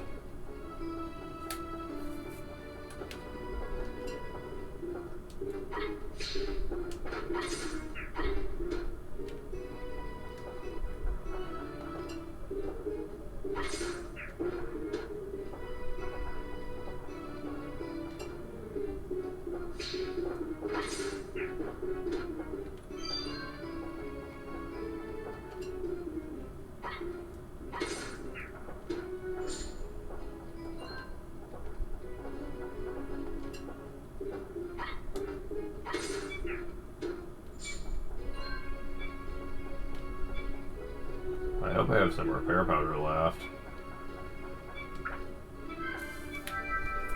Let's see. I do, actually. More than enough.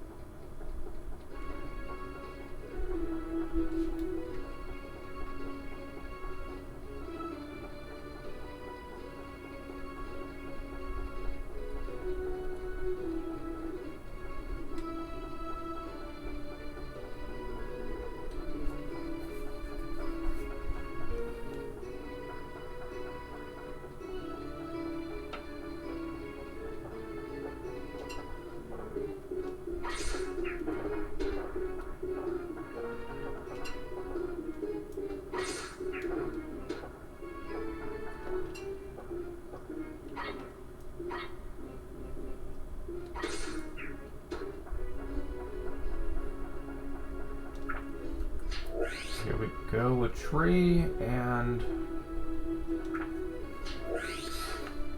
Makara.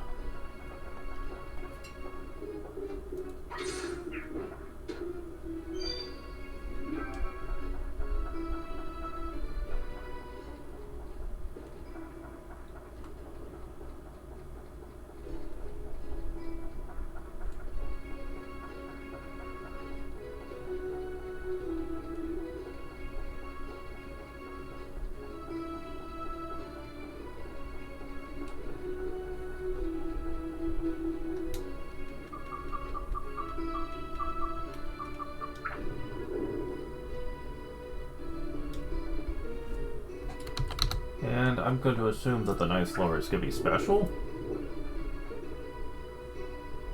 Yep.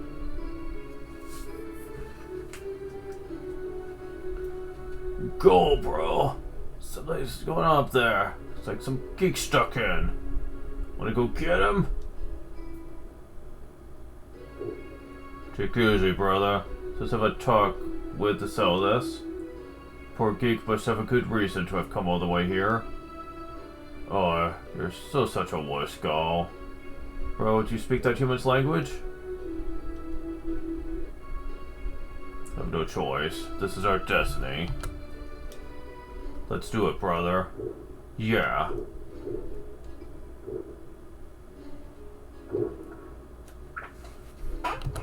Okay, I guess we're doing this now.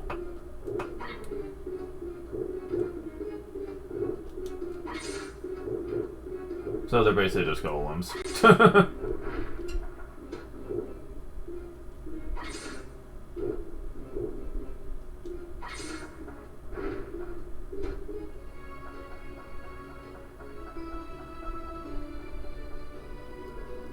Blackwind bars the way.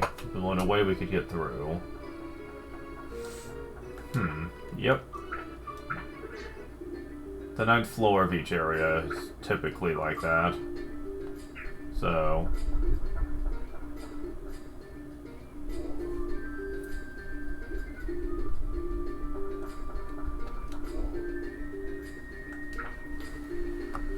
oh boy, this is gonna be tricky.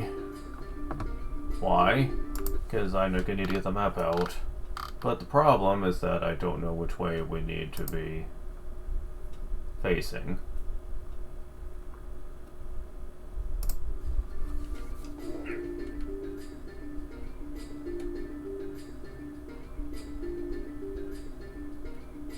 Okay, so is it this?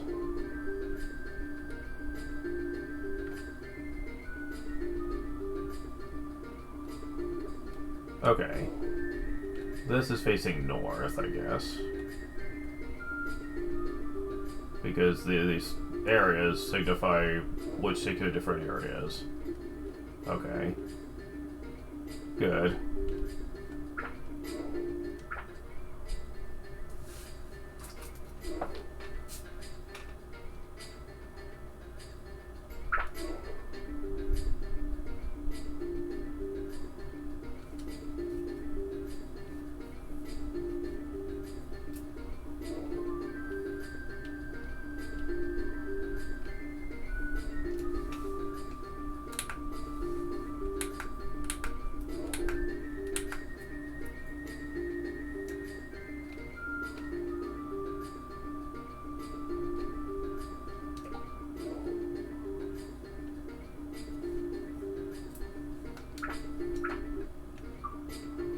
Three Sisters house.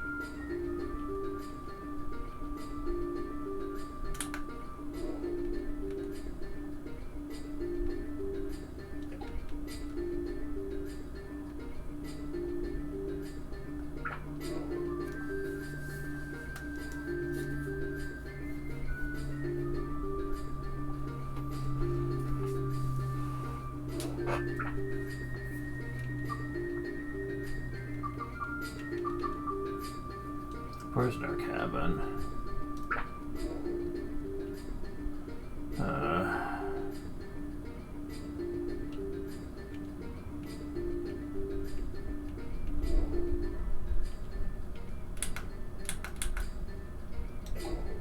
I'm guessing that's about right.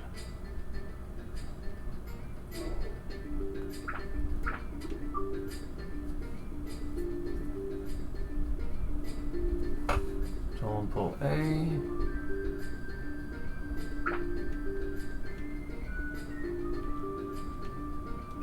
Go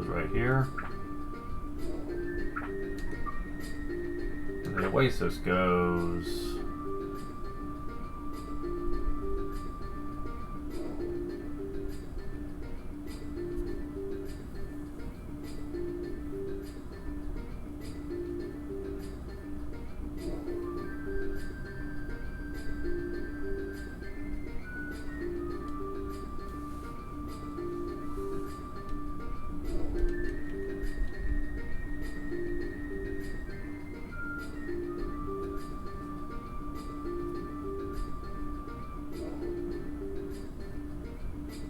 I am not exactly sure.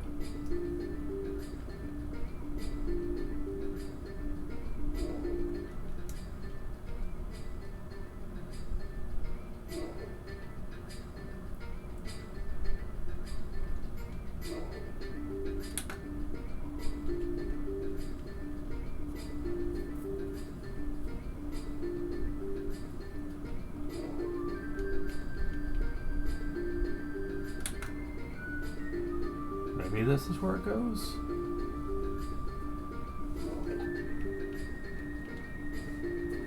They're using similar colors for a lot of these, so I'm having a hard time trying to figure out what goes where.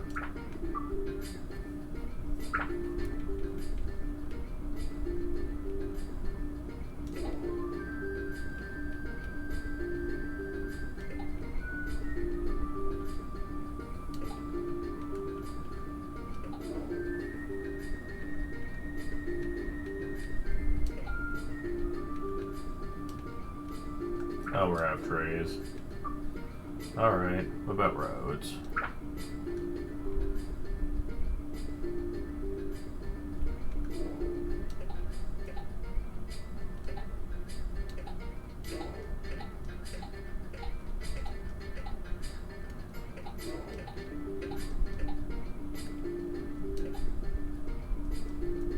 Have roads. Alright, so for now we need to actually do the Georama stuff. Or Atlas, it's called in this. Believes he's handsome. Right, okay.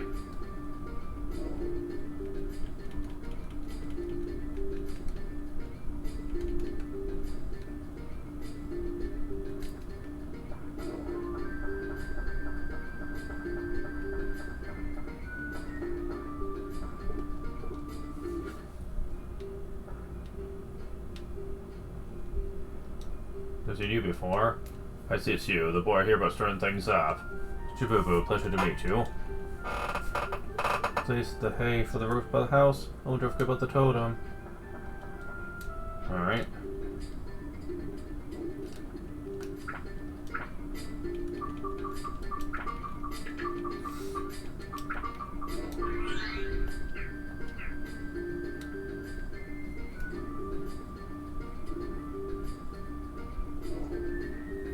Why? I don't understand. But why? Why? Oh? Hi there. Get my house returned to normal, I just felt like screaming. Say, won't you come in? Really appreciate this. Thanks to you, now I can live my ordinary life again. This is to show my gratitude. Fruit of Eden. The wife you know some seems wrong here. The aesthetic sense they have here with Goraka is not very good. That Ukaka is regarded as handsome and desirable. And I'm regarded as plain looking? Should they take a better look at me? I mean, come on.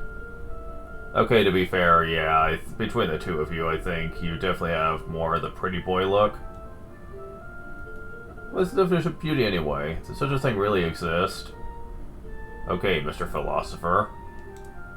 No, because it's derived from people's personal views. Fair.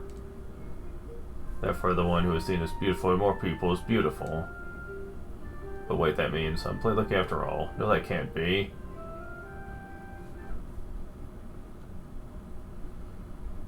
Why?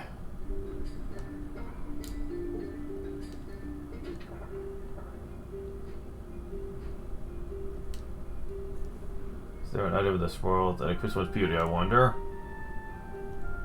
What? What is it? Well, we do have this foundation that supposedly helps with that. It's mostly used for women, though. This is... sure is amazing. So this is the famed foundation. Take it, thank you. Please accept this return. Clay doll. It's like a caveman's toy, but at your young age you might like it. They'll be useful next chapter.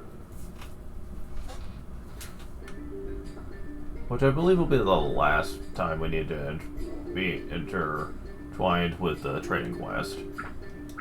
But more importantly, we need to do this. Belle Busca but mean, eldest. Middle child of the three sisters. Homely but kind, the youngest sister. Oh god, this isn't going in the direction I think it is it?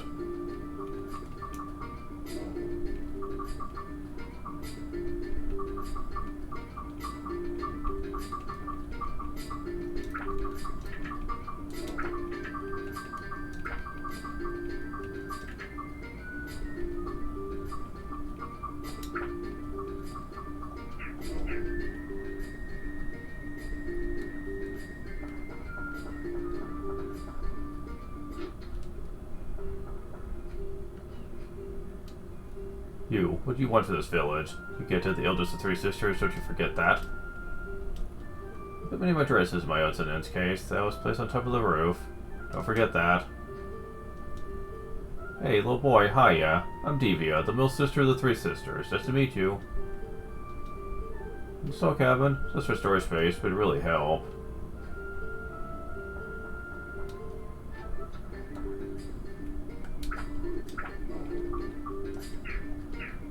Okay, but where's the other one? Oh. Kara. How do you do? Mukaraka. Makara, baby of three sisters? Pleasure to meet you. Please keep the tradition of the Bull Guardian. I don't want to have anything bad happen to us.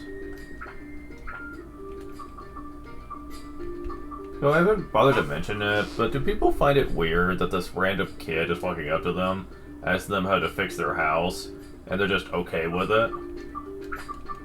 It's just expected that they're just okay with this, and I'm just like, really? No one has reservations about this? It's not like they know about my miraculous, like, Giorama Atla ability or whatever. So, don't they just think it's weird? I don't know. To me, I feel like at least one person in the game should be like, why are you asking me this? Like, seriously, why? Like, I don't need your help. It's just a very odd part of the game's narrative. Oh, Tone, welcome. Wow, pretty sharp kid. Come to Clitch's Ward already. Sorry, can't help you. So I give you some candy, dear?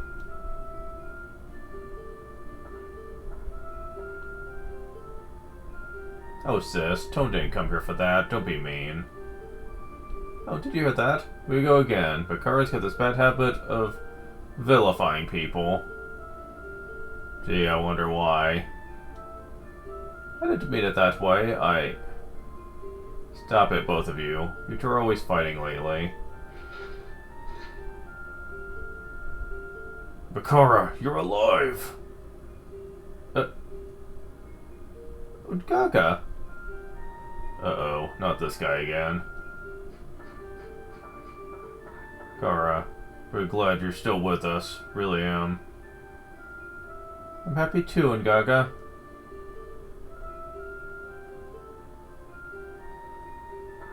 Please not here. No mushy stuff. Ngaga, you tell me. Why Makara? I'm better at everything than Makara, so why not me? Makara. Always Makara. Tell me, why is that?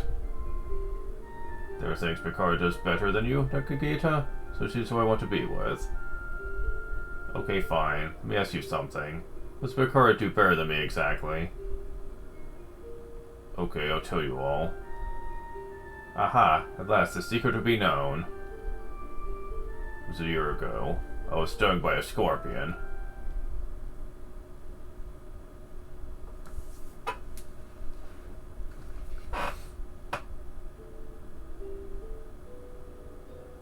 This is it. I am finished. Scorpion sting. I will die. Okay, I'm not very familiar with this, but like, for someone as powerful as Ugaga is supposed to be, how is it a scorpion sting is the thing that was gonna get rid of him? Like, he's taken on a lot of really tough challenges in his life, and yet a scorpion sting is what does him in. Like, I know scorpion stings are poisonous and all, but for people who live in a desert that's full of these things, don't people usually carry around antitoxins and stuff like that that you take for this type of situation? Again, I'm a bit ignorant on this, but it does seem kind of weird that this is treated as such a big deal here. Like, this is something he has lived around his whole life, and yet he's not prepared for this. What's the matter? Mr. Ugaga, you alright? Nikita. The scorpion got me. I won't live much longer. I'll call the doctor right away. Stay here. Well, at least they have a doctor to deal with this kind of situation, but no time. Stay, Nikita. Don't want to die this. I'll call the doctor. Stay here.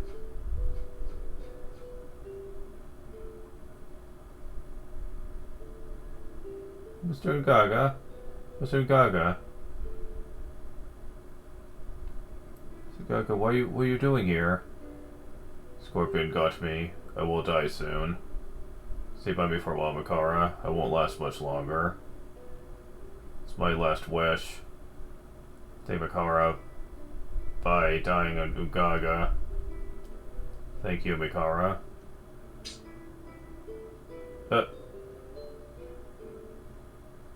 Okay. Silly. The strongest warrior in the desert. We'll protect Muskaraka when you're gone. Scorpion's venom. Nothing can be done. I am dying.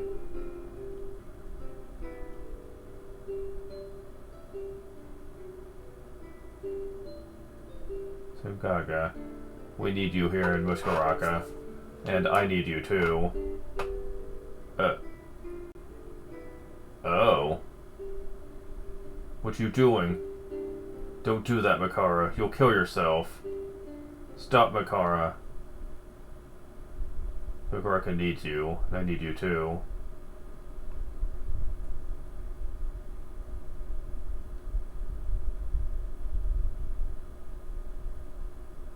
Makara sucked the poison from me. She became infected.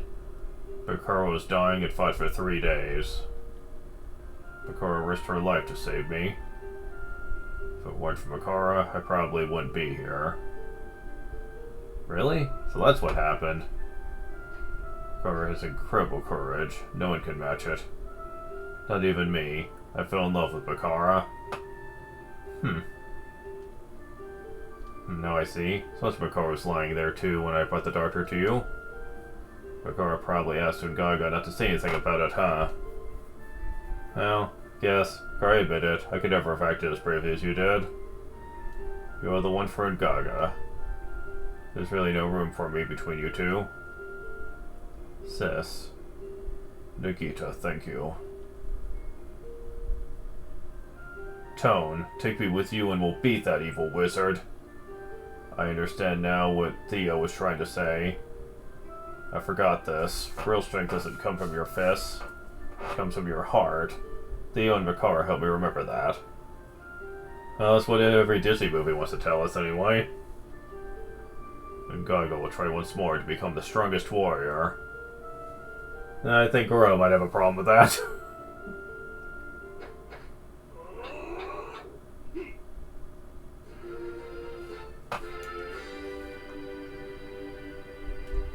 Yeah, Chapter 4 goes pretty quick, honestly, if you can deal with the enemies.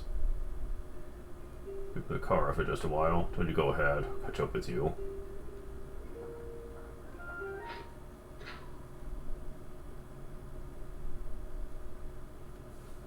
Tone. Couldn't help overhearing outside. So Ungaga gets back to normal. Really wanted Ungaga to get back to his old self again. Really glad. No, it's okay. I'll say goodbye to Ungaga from here. If I talk too much, it'd be hard for me to go back to the village. It's the end of my mission here. I'm sure Ungaga will be a great help on your quest, Tone. So long. Oops, almost forgot. To reach the last chamber where the moonship is kept, you need both the Sun Signet, which is kept by Sun Warriors, and the Moon Signet, which we Moon people control. Note that the Sun Signet has been handed out for years to village chiefs. Problem is, the Moon Signet, which is supposed to be kept by us, Nem doesn't like low hassles, so he left it with the Sand Warriors so they could manage the entire temple. Oh, but please don't blame Nem. Managing a tomb is hard work. Anyway, both of them are kept by the people of this village. Remember now, you need both signets to the last chamber. So I guess that's all I have to say. Make sure you beat that wimpy Genie. And Ruby's like, excuse me?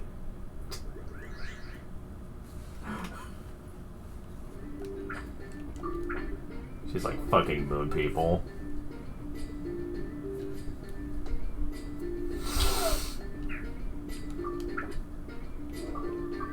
So yeah. Yeah, he starts with 110 health, but just 3 water things, as you would imagine. He comes with 38 defense, though. Holy crap. That's equivalent to Tone's.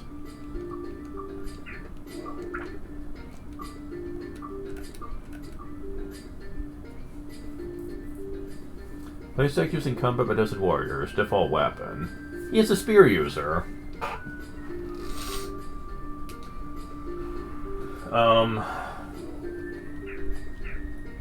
I think it's best that I just talk about it in the actual dungeon.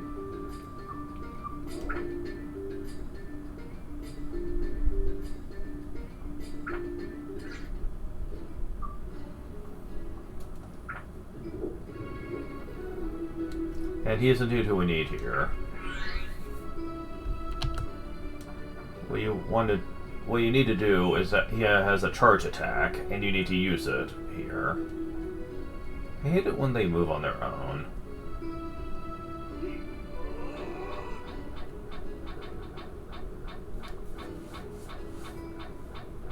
Nifty looking.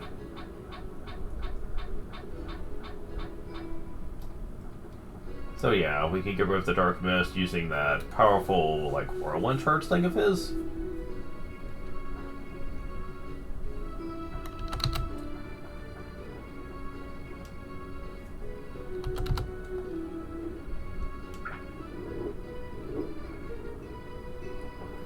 So, Ungaga, huh?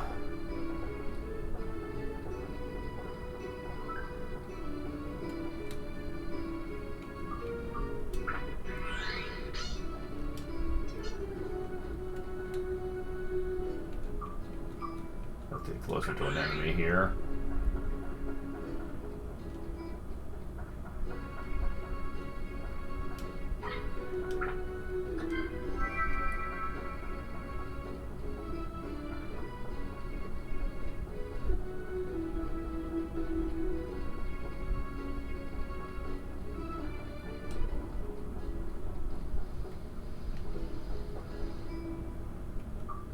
So, Ungaga.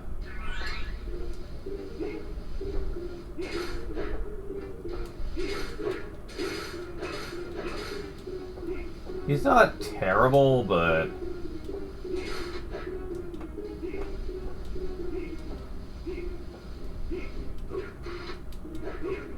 Oh, fuck off. But his range leaves a lot to be desired, though. You think being a spear user, he'd be more about the long range. You would be mistaken.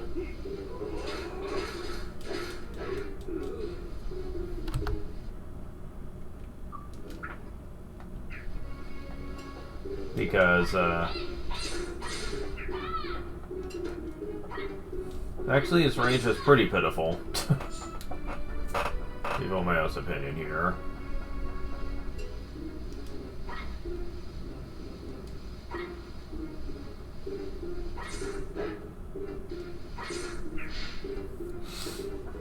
He's about proportionate with Goro in terms of actually swinging and attacking. Which is fine enough, but... Okay, we get tree. But the problem that I think I have, though, is that his charge attack is borderline worthless in combat. And I mean worthless. Like, you have to stand still to use it, and it is very short range. Like, the enemy has to be right in front of you to even hit them with it. There's only gonna be...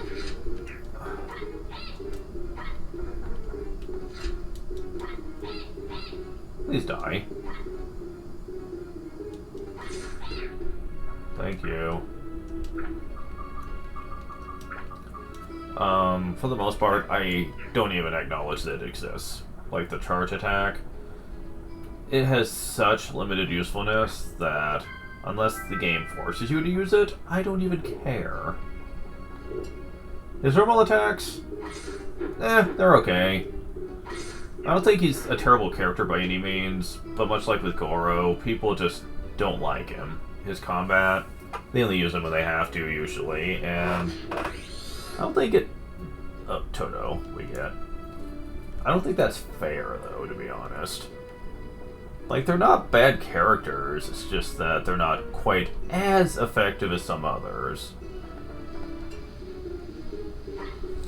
It's like, yeah, I could use them, but why? And I'm like, well, I mean, they're neat characters, and they do have unique movesets, at least.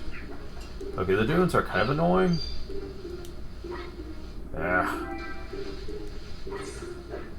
Just because it's hard to predict when they'll try to strike you from beneath. Like that, yeah.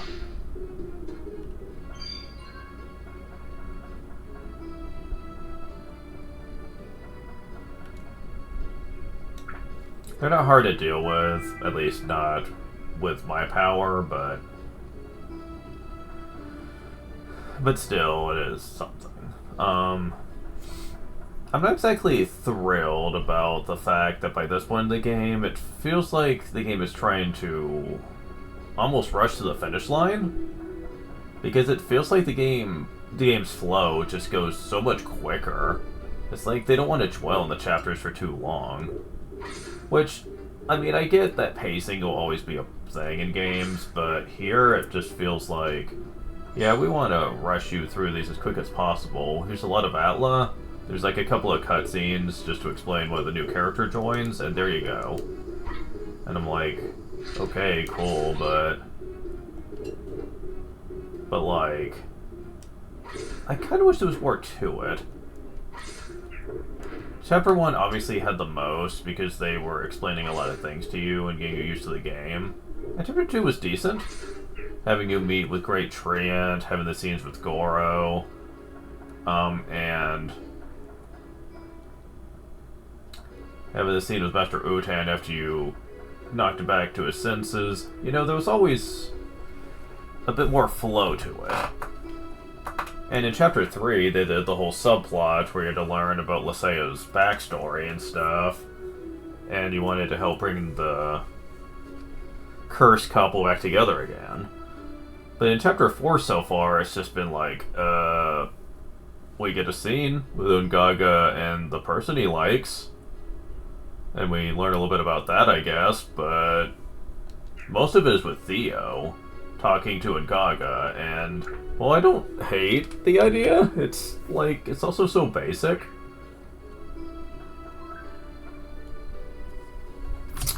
Okay. So, ABS becomes full, huh?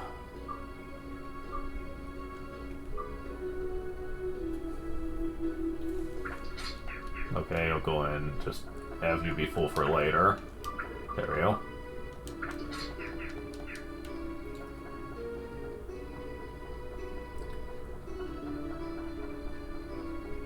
This has also been the most basic when it comes to conditions in the dungeon. We have had all of one map that has forced me to use a certain character, and we're already at floor 10.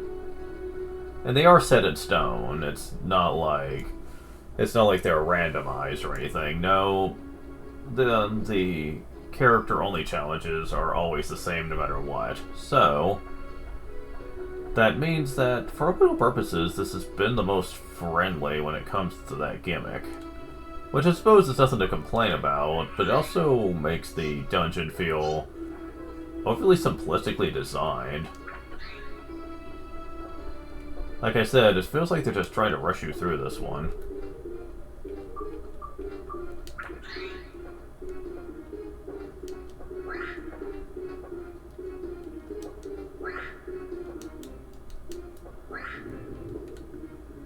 And I have a feeling that they're probably just wanting to rush you to Chapter 5, since that's the one where I think the developers had the most fun with. You'll see what I mean when we get there, but still feels like Chapter 4 should have had a little more meat to it, though.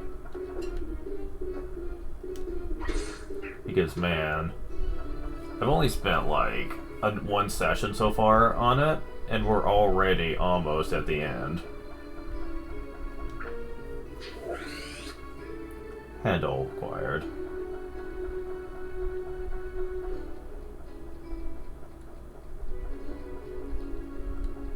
And I don't know how I feel about that.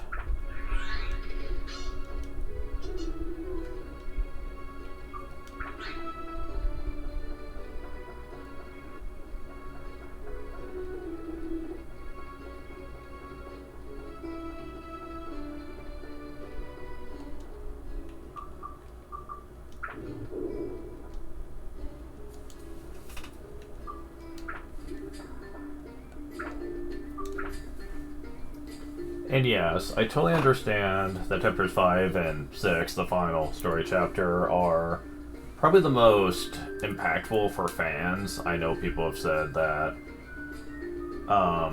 the way they handle the final chapter, people like a lot, and a lot of people have nice things to say about the concept of chapter 5.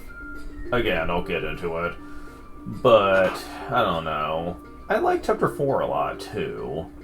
But the game doesn't really do a lot with it, and I really am a bit turned off by that.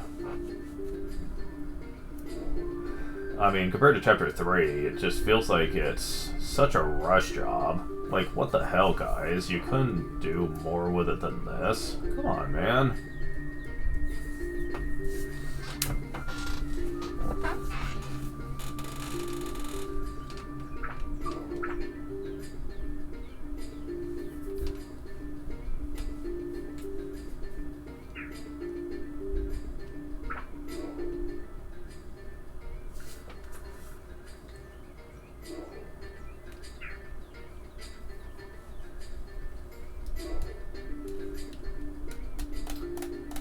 So, yeah, I mentioned that I was looking forward to the Oasis being part of the game. And I am, because this is a fishing spot. It's the only one in town, and it's a pretty tiny one at that.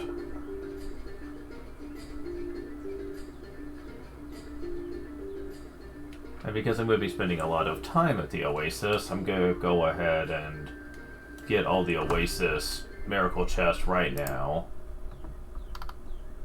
Because I'm afraid I might accidentally get one off screen. I don't want that, so let's just go ahead and get them. Let's see.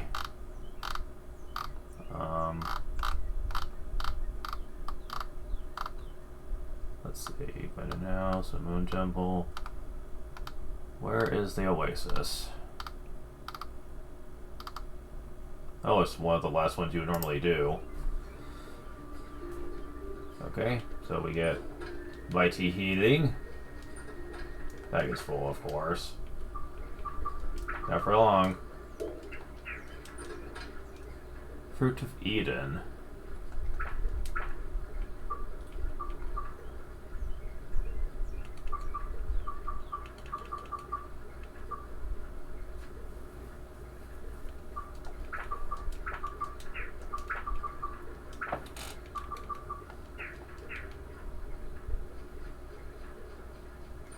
Gosh.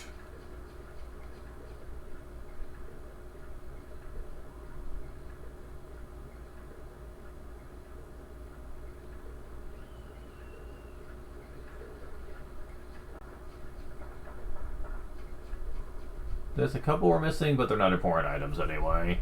The Fruit of Eden and the Gourd are really the only thing you really should be too concerned about.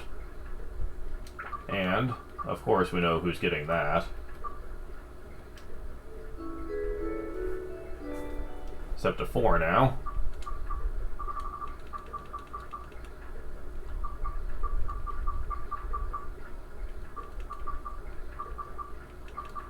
Fruit of Eden.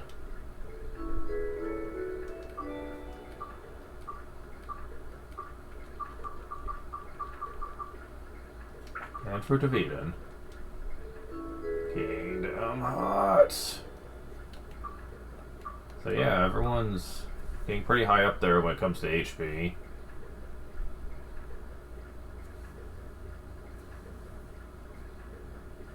I believe everyone can have up to 200 HP, I think. But if you do them equally, no one will get that high. So you have to decide whether you want some characters to reach the max, or have everyone to just have a lot of it. I choose to split it equally, just because it feels the most balanced that way, even though I know many will disagree with this. Because again, some people don't like certain characters, so they're like, fuck them, I don't care. I'm not going to use them often enough for that HP to be matter anyway. And then they bitch when they have to use them, and they die quicker. Go figure on that one. Now, this is the best fishing spot in the whole game. As a matter of fact, I think it's the last one you unlock. There's no fishing spots in chapters 5 or 6 or the post-game. So this is about as far as you can go.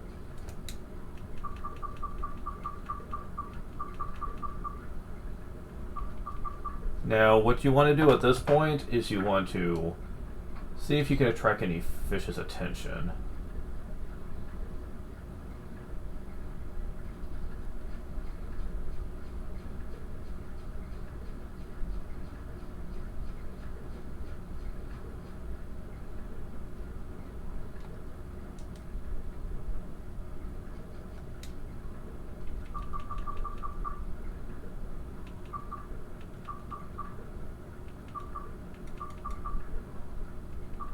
Let's see. Pomnuts can technically be used as bait, but I don't know if any of these things like it. If there's any tiny fish, you typically... Oh! You do want this.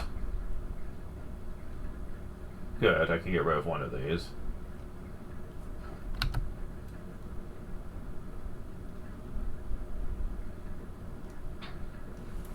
Good. Neggy. 11 fishing points. Yeah, I have 623. You're probably thinking, what the hell, man? Well, that modern Gorion I had talked about, you need poison apples to catch it. And I found one in chapter 2 of all places. Yeah, they give like upwards of 200 a fish, so they're really worth it.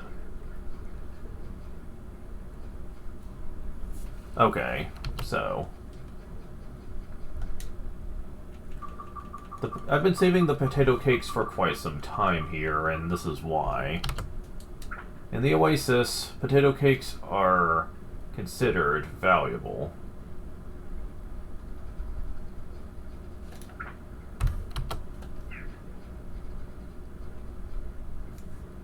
Okay, I'm not...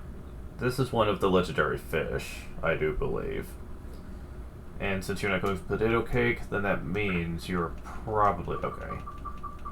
Then that means you're probably a Moradin. Yes, you are.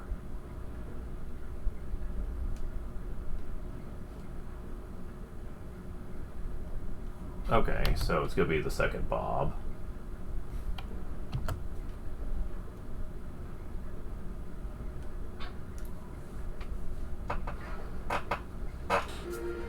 Yep, there they are. Look at that. Look at it. Look at all those tasty fishing points. Oh my god, that's so good.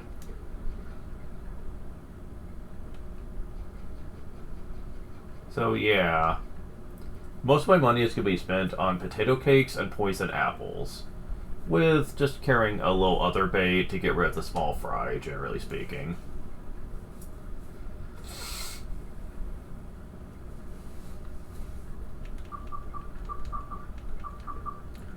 It's generally not that hard to do either. There's plenty of bait that they will usually go, the other miscellaneous fish in the pond will go for in the oasis.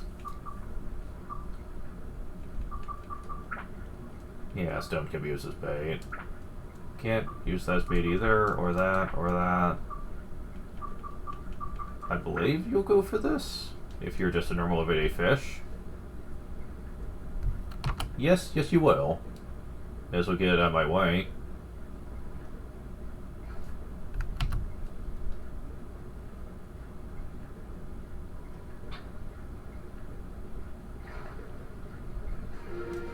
Ten. I got 24. It's not horrible, I guess. So yeah. Are you another Martin, or are you going to be a...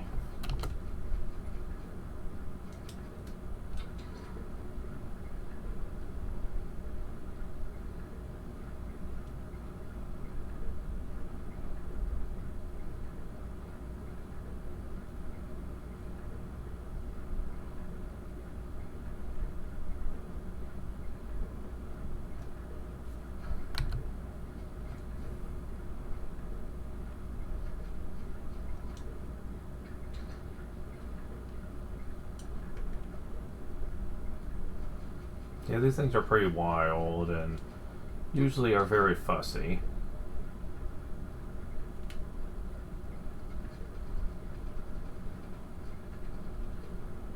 Come on. Come over here. Okay.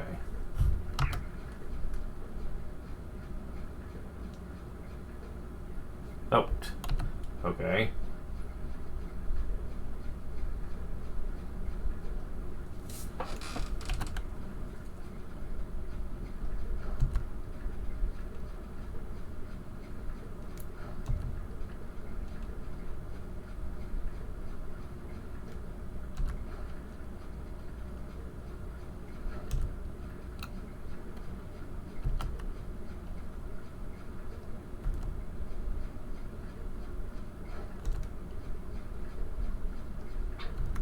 Oh, damn it.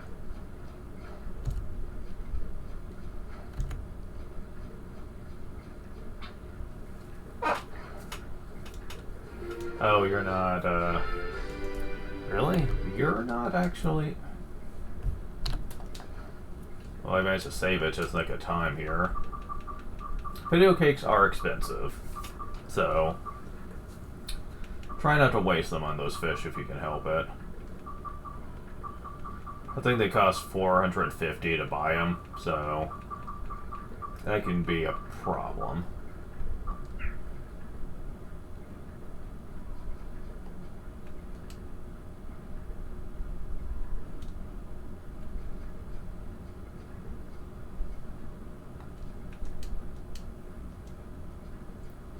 You can usually tell the legendary fish by how big they are.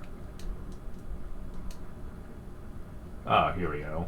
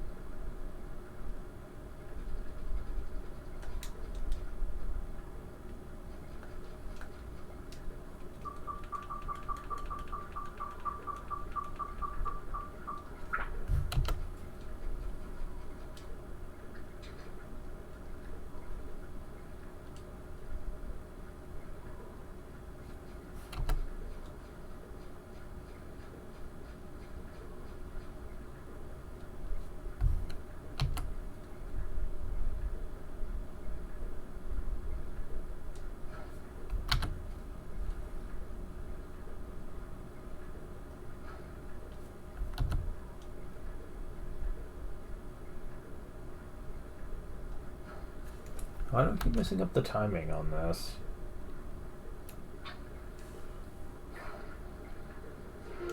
Ah. Fuck.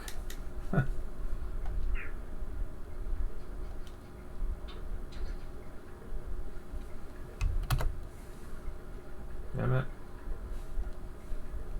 Okay, I believe that is the different one. Fuck. Okay, so that's not as easy as I thought. Okay, so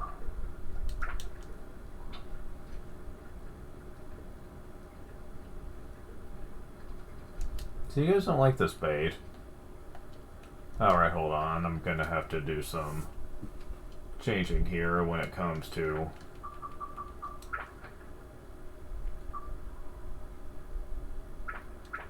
my bait here.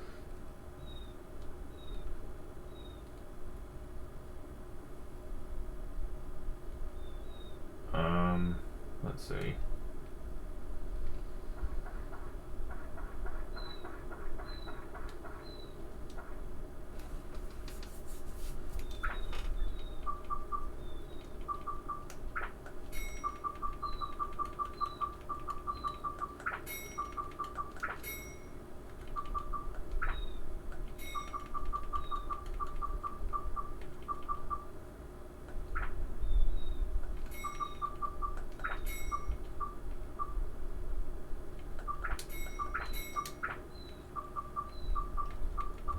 Oh, there was 2 more potato cakes right there, which would be great if I could make use of them.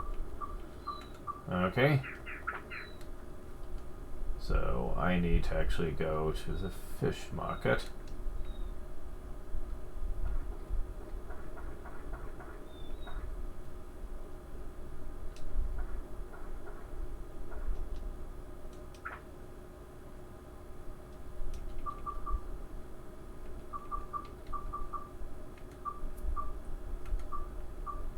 And I need to invest in a lot of these, and get rid of that.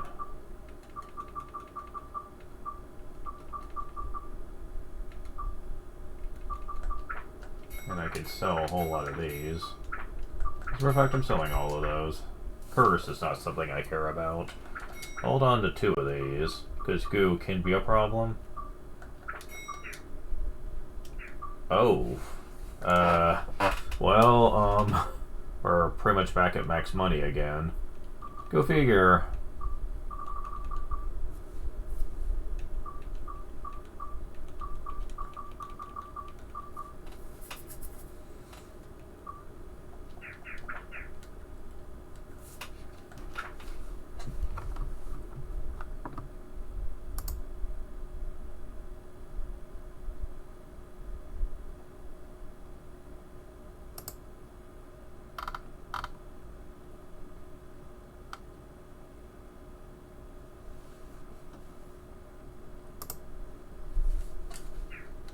Okay, so can I not do this yet?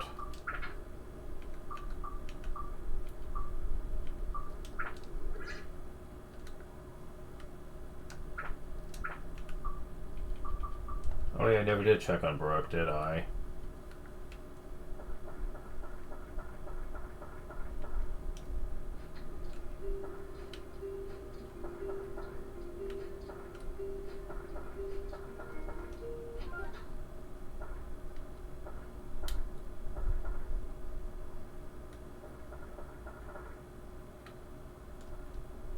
I'm Brooke, nice to meet you. You're from Nirwin Village, right? I could tell easily. Who did touch a storage cabin? He thinks they have to stash there. Okay. Well, it's another event we can show off at the very least.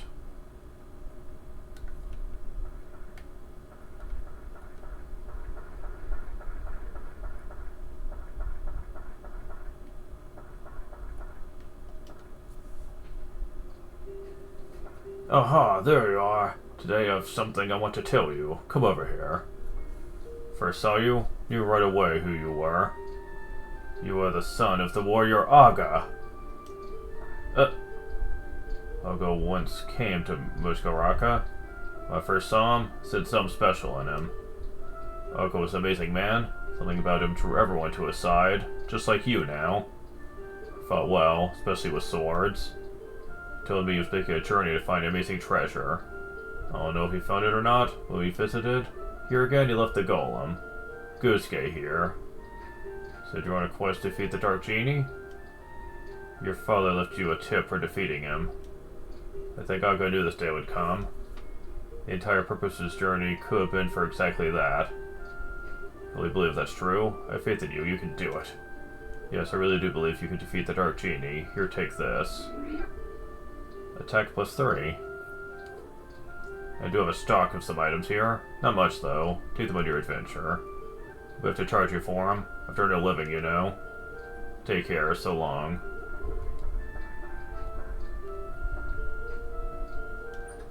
Fruit of Eden, damn it!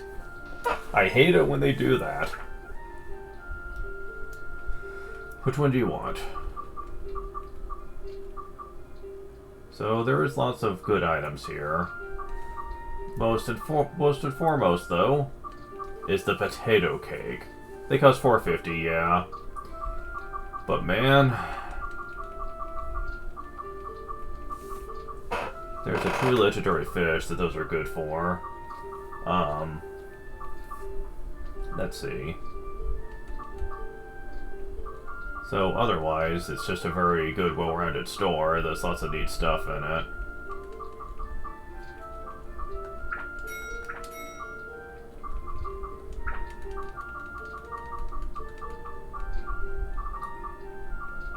Okay. And now that we've accidentally got one of those items, I need to do Brooke's place as well. I swear I freaking hate it when games do that.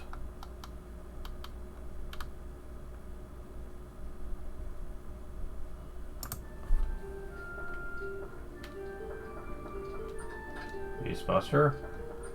Premium chicken.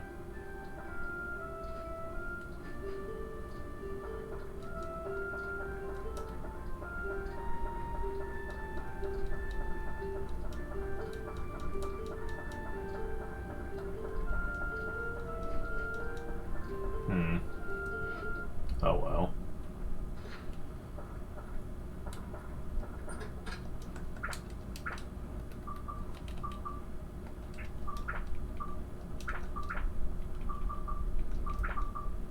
Well, I can get rid of that endurance, I don't give a shit.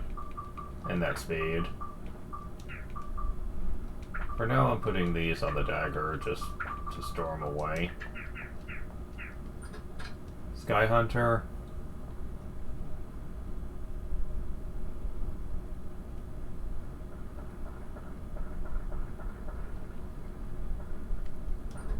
Gourd.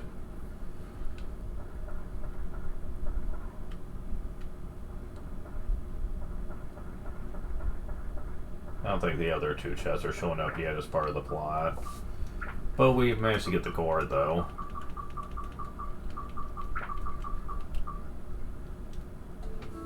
Now you're up to 5. Okay, but anyways. Now, see if I can show this off.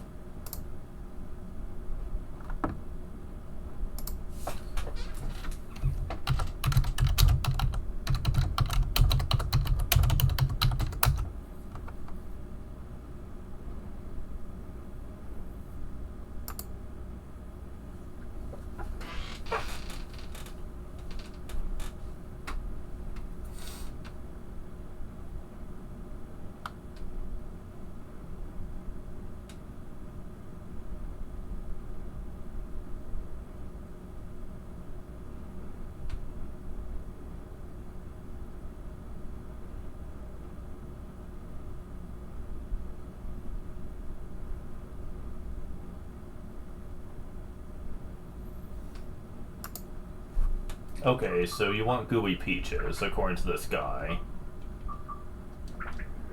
As many as you can hauled because you'll be using a lot of them if you want to go for this. Now, people say, generally speaking, it's not worth it in most cases.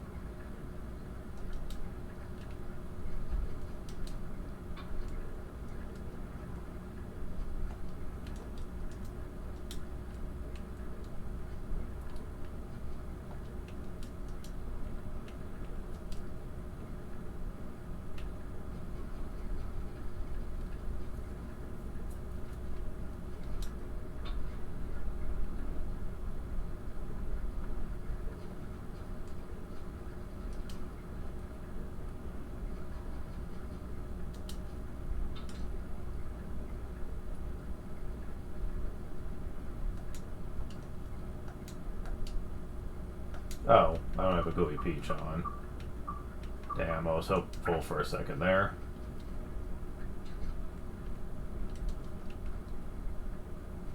He keeps something away from me.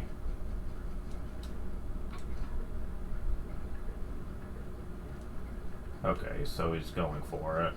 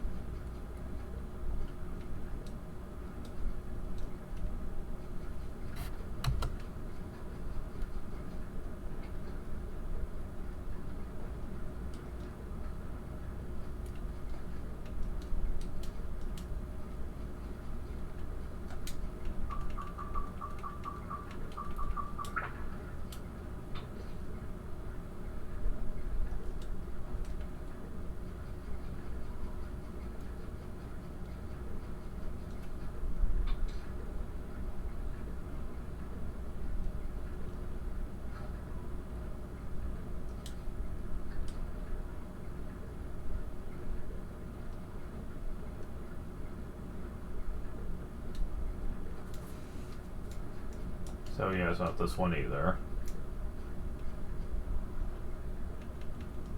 Okay, hold on. Time's about to change, so we need to go back to dusk or night.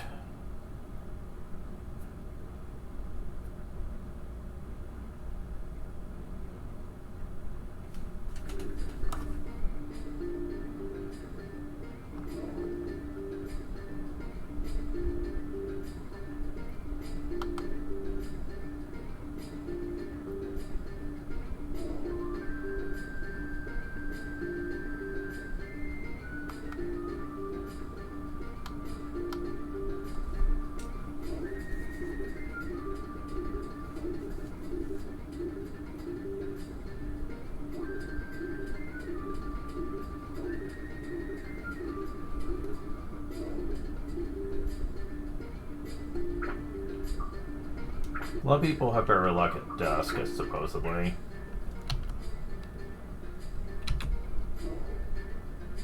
Oh.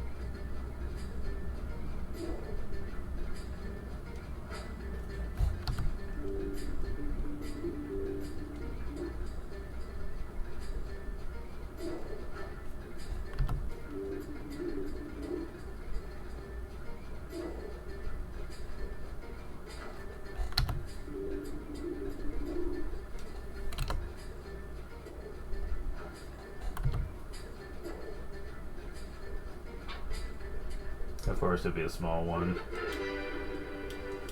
Okay, so let me try that again. Yes, continue. I want the big one. Because I'm curious what he'll give me. Because you are pretty giant.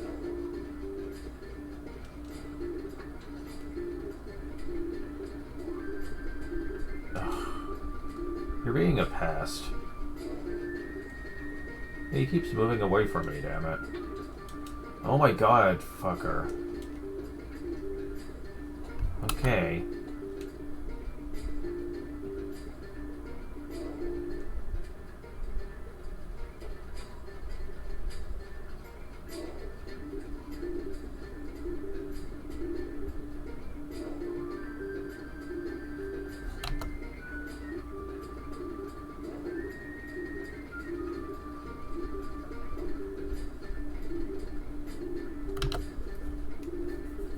Come on.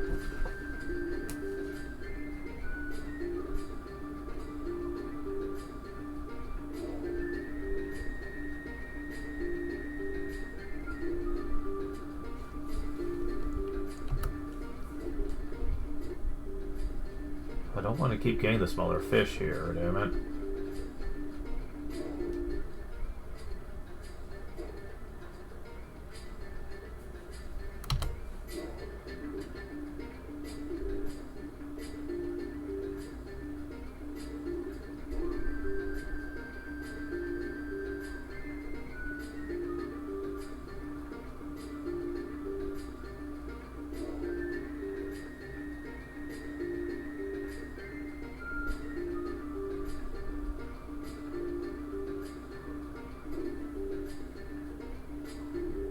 Look, I wish you'd just try to get it.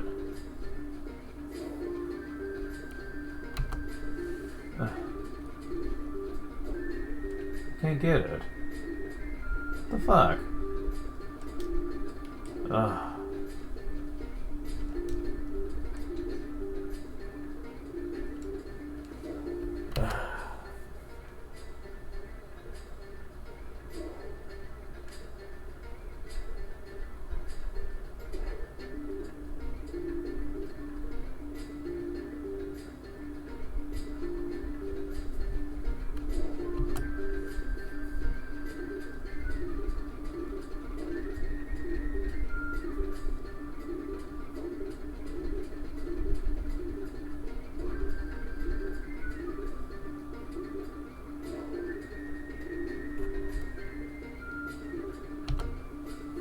Are you guys ever gonna try to take it down? Thank you.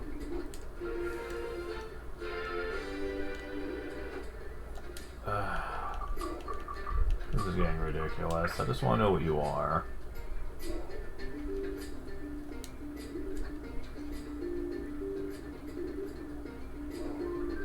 Of course, they're gonna make me wait until the very last second.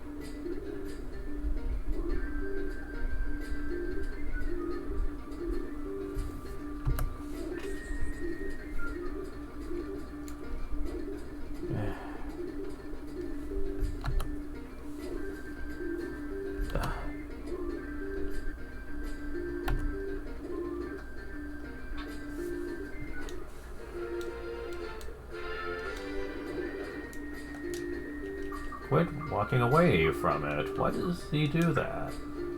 Does my controller have drift or something?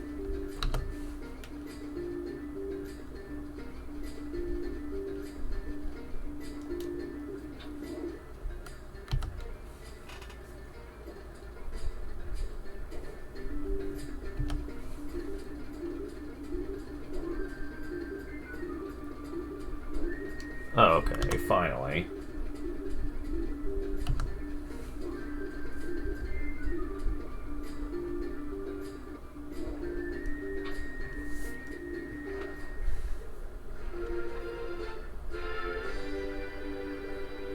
And it wasn't worth the stress.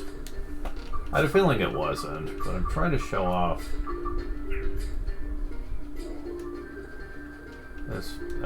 this fish here, and it's being very much a pain in the ass.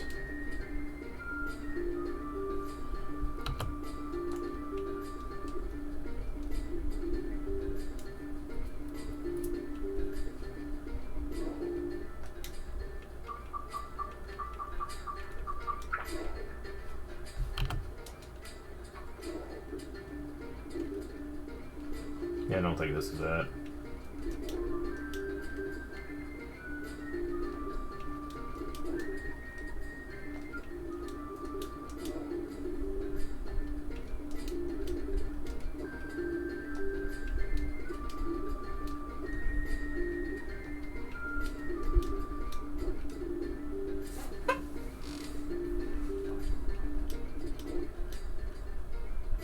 Man, none of the lungfish are coming out, so...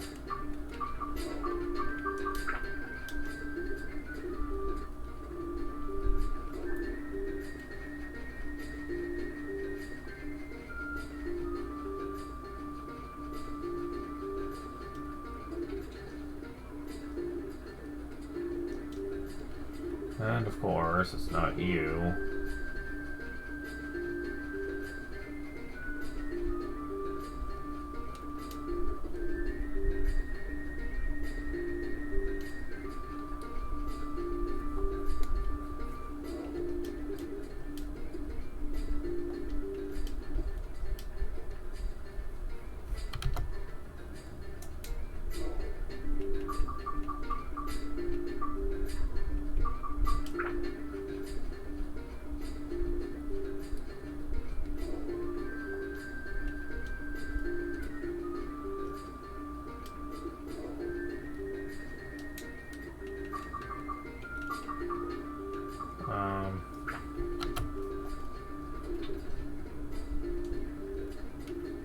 Shit.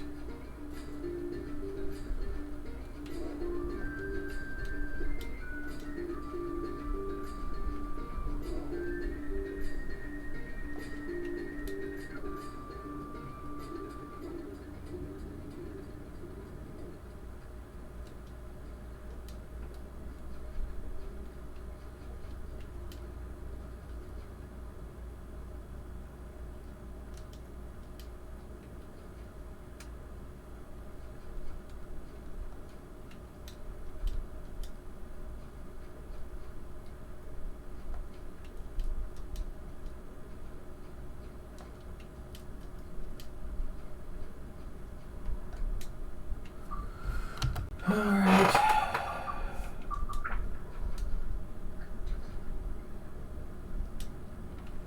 Son of a bitch.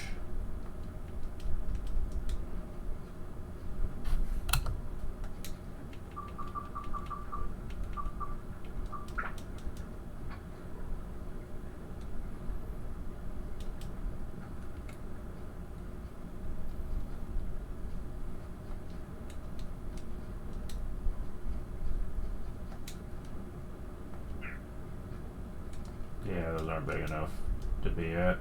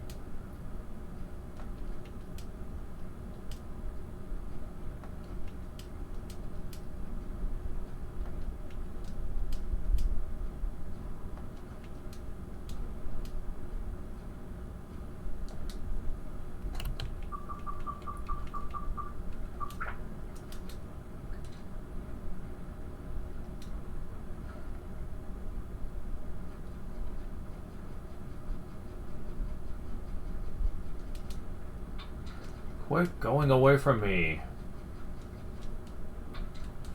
Oh my god.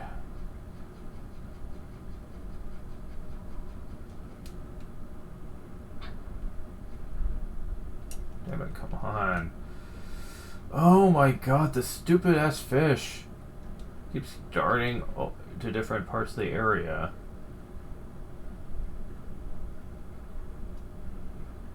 Well, he didn't look like he went after the gooey peach, but I'm gonna try one more time. No, he didn't.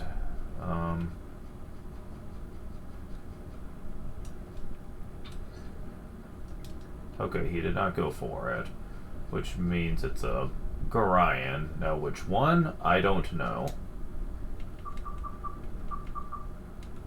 We're about to find out.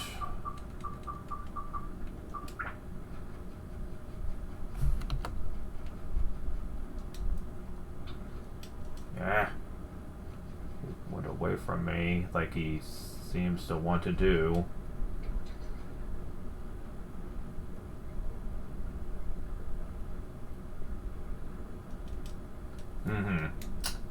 Shit. It's the Marden. But still, you know, whatever.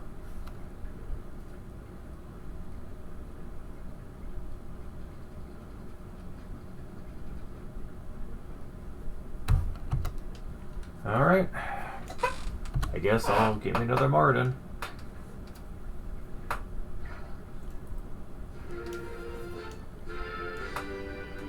Oh my god, I have so many fishing points.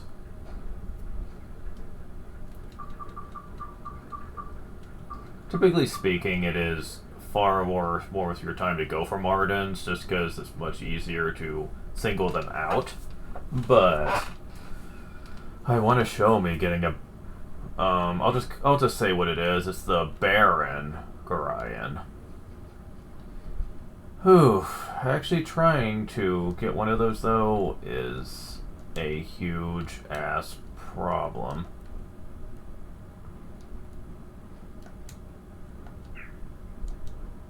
Damn it, I didn't want to do that.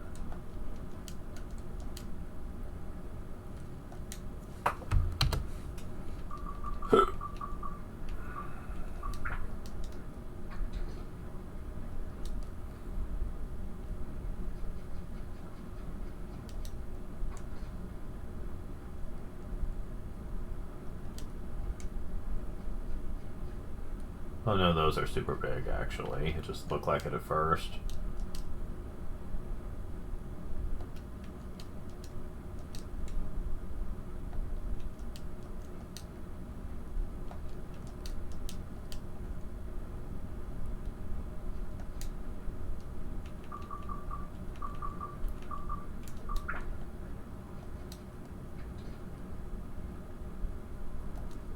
Damn. You went for the gooey peach, which means you're not a Gorion type.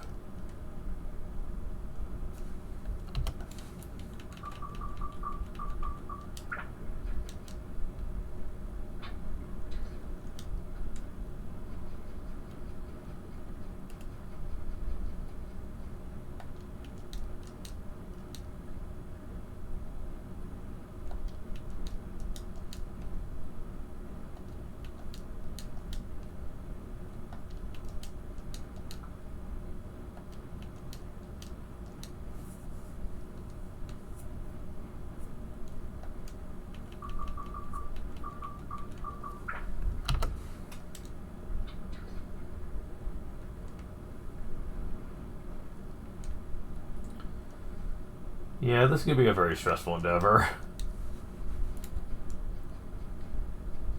Oh, come on. It's like he just...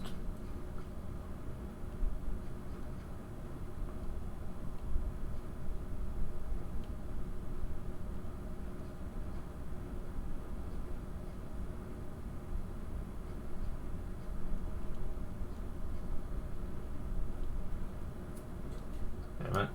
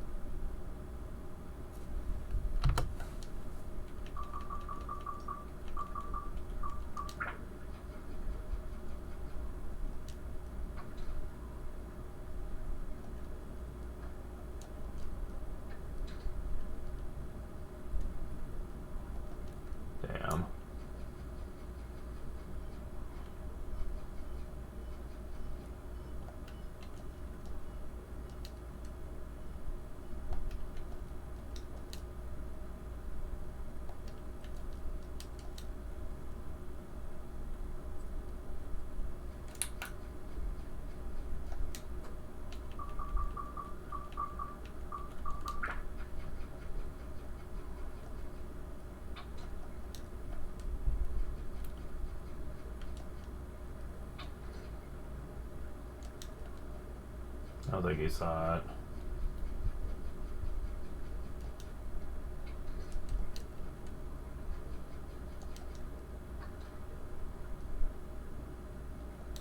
That time he obviously did. Bugger all.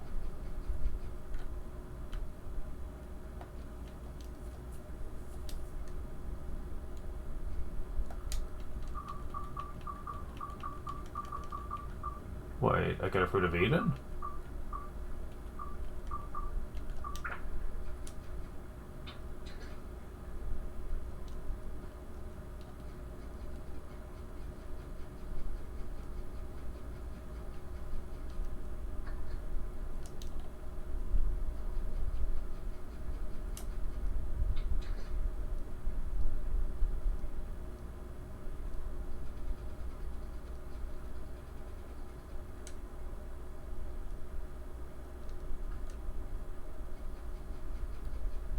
You don't seem like you're going after it. Okay, now you are.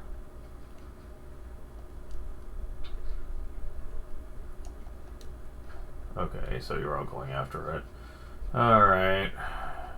Fine. Man, this is a painful waiting process, trying to go through this.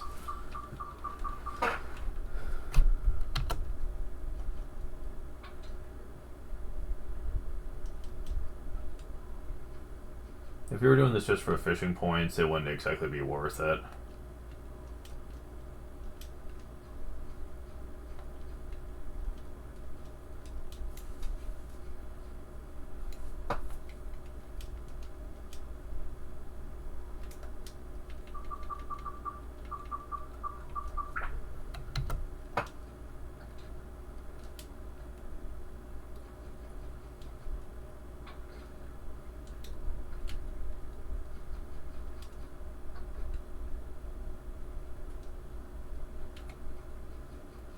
Seriously, what are the odds of these things spawning? Because I caught a couple of Bardens so far, but...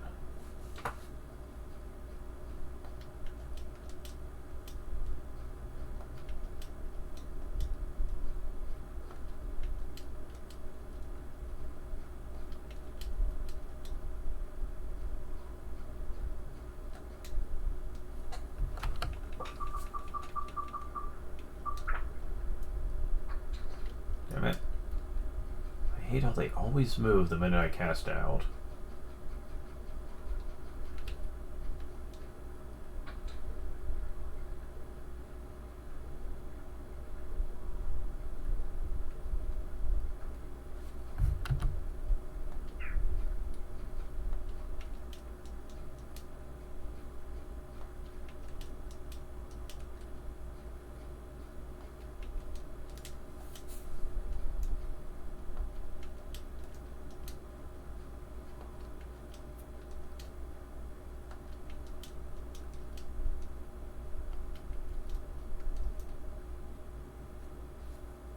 I'm not going to be doing this for much longer.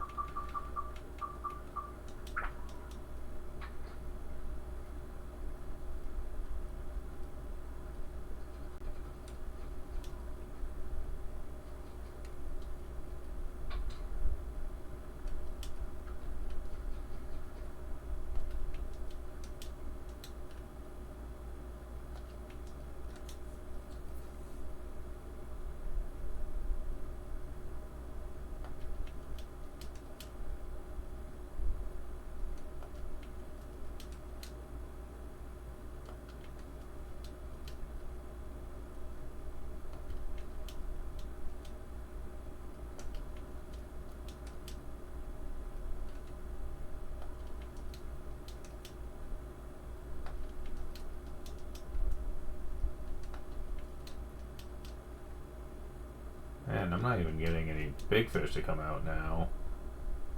Son of a bitch.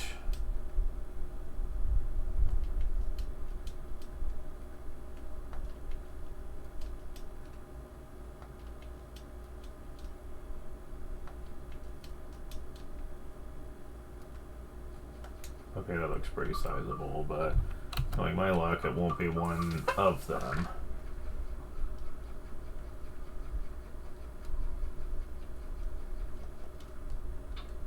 Damn it.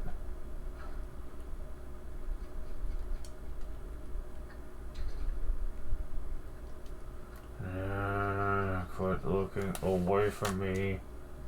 Also quit swimming away too. That's really getting old.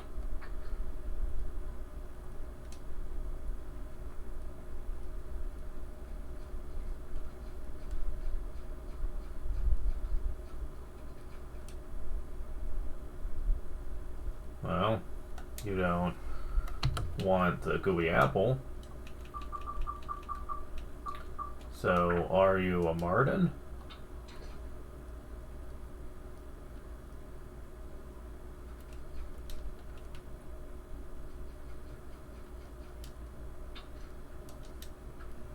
Okay, can I get you to look in my direction for a second?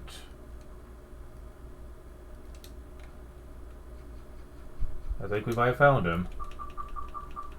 I won't know until we do away with these other small fry though, so let's go ahead and do that.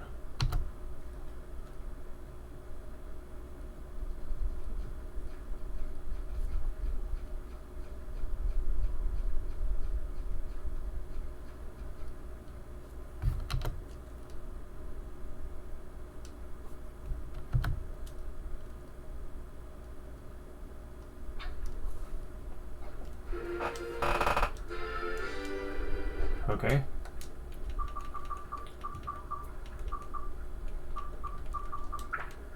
Now where's that other small fry I saw? Over here? Yeah, over here. Yeah, let's get rid of you. Yeah, okay.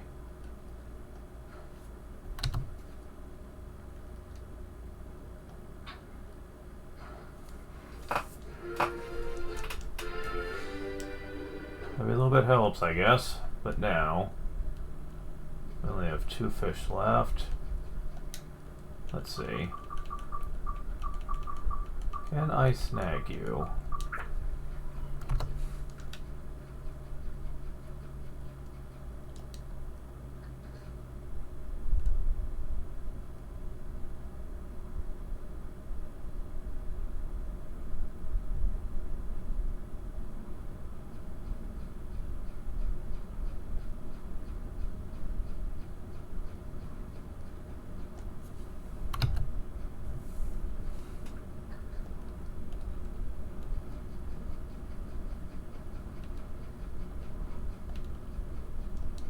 I'm hoping I'm right here. Oh, fucker. Okay. Let's just get you out of the way. Oh no, he's going after the gooey peach. You didn't go after the gooey peach before?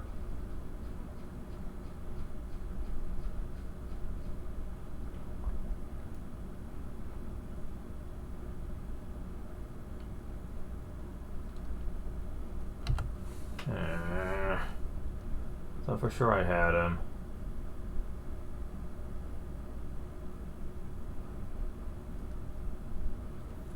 Oh, and now you're just gonna ignore me? I hate how sometimes they can do that. I know it's more realistic, but...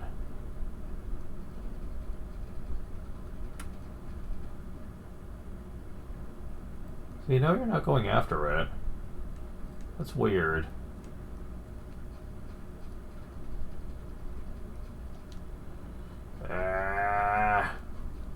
Get over here, you piece of shit.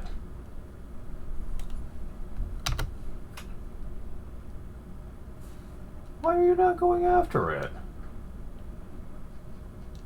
Oh my god. Go after it.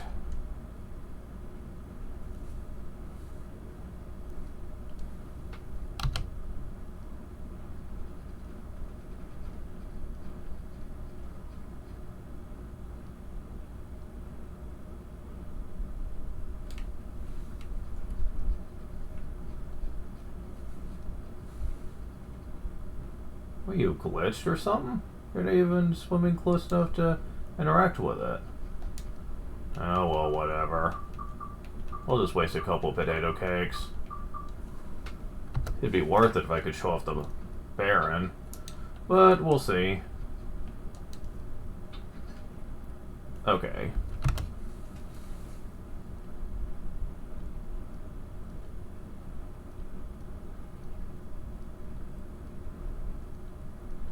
Okay, second Bob.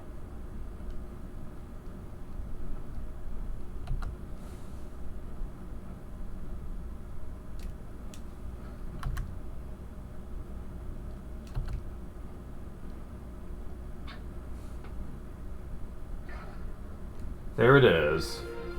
Baron Gorion. Nice! 691.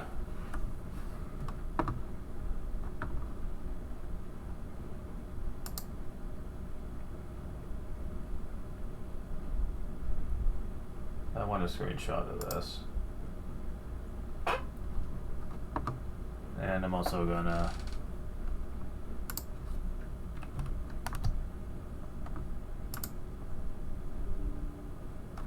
Come on.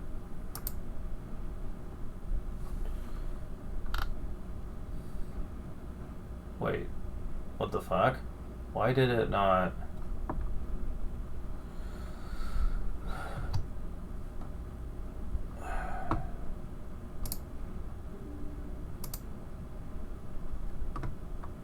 Okay, there we go. Copy. Paste this on Discord.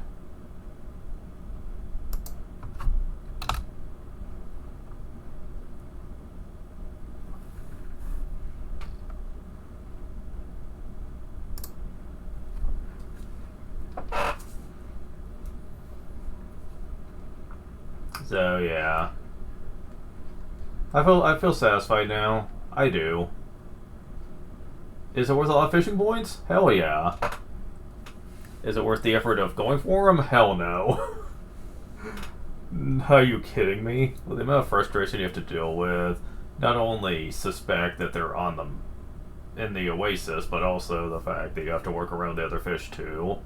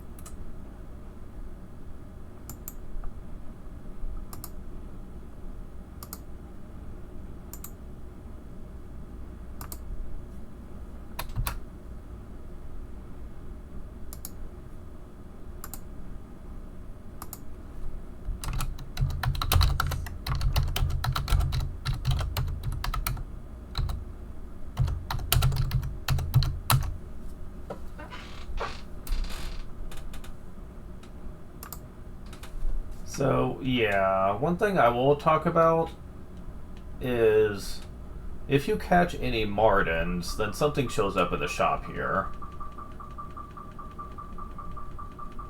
At the very bottom is the Marden Eins.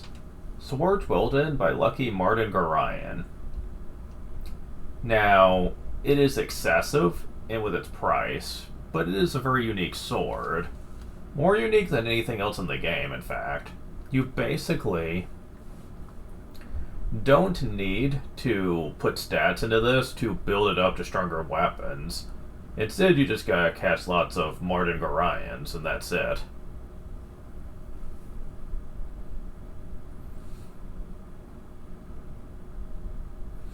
And there's 3 different stages to this. There's the Marden Ions.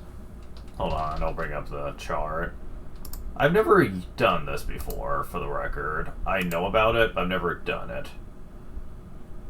Mainly because I just don't have the patience, usually, to get that many points and catch that many Mardens, but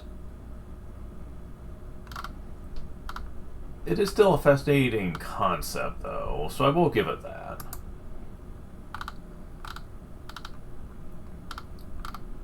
The Marden Ions turns into the Marden Twy, where Twy turns into the Arise Marden.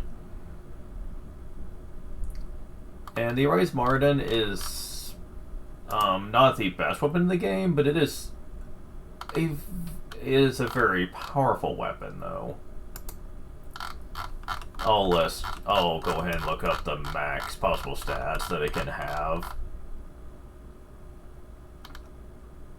Oh, the Arise Marden can have upwards of 250 attack and 120 meta MP, I think? Yeah, it's only the second worst when it comes to that, actually. Which I think is kind of hilarious.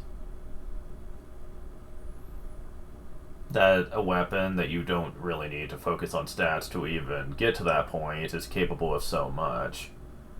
So, you know, if you have the fishing points, it wouldn't be the worst thing in the world to go for this. Do keep in mind, you have to, you have to catch 25 Mardens to get it to the Marden Twy, and 15 more Mardens to get it to the Arise Marden.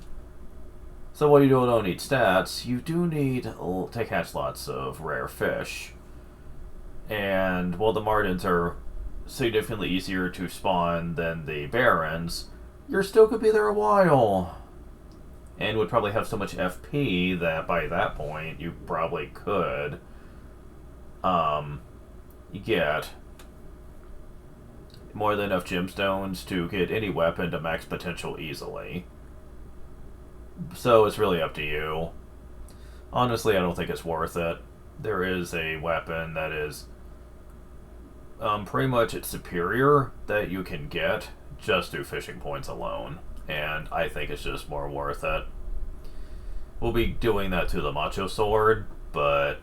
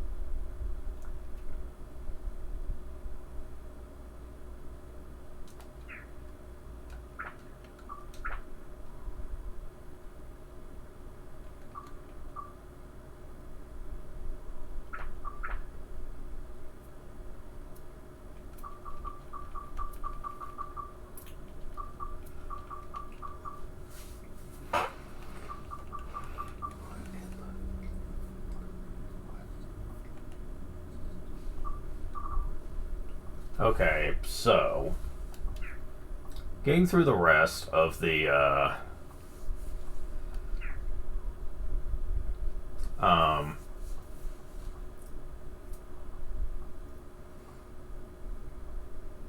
try to see if I get my words straight here. Getting through the rest of the Sun and Moon Temple, there we go. Is that going to be super hard next time? Oh, yeah, not even close. Like at this point, when you can do excessive fishing out the ass, it is crazy exploitable in order to do all this. I'm not going to need to worry about Ruby for some time now, because those stats for her are especially potent and can really get you pretty far. Same for Goro, to be honest. His attack power, especially if I put a Sin Sphere on it, is more than enough to deal with most threats that we go up against here. So the only two characters I'm really going to need to be concerned about in terms of power is Zhao here.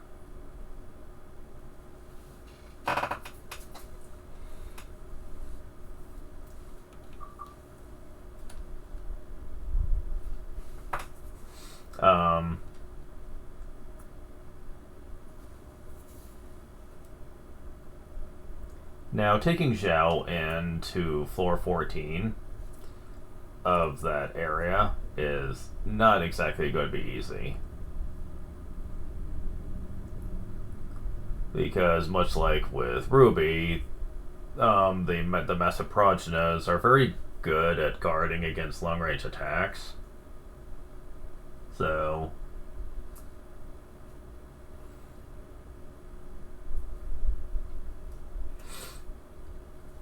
I am not exactly comfortable with that. So I'm probably just going to have to make some sense with him and put some of those on her weapon. It's not going to be super hard, though.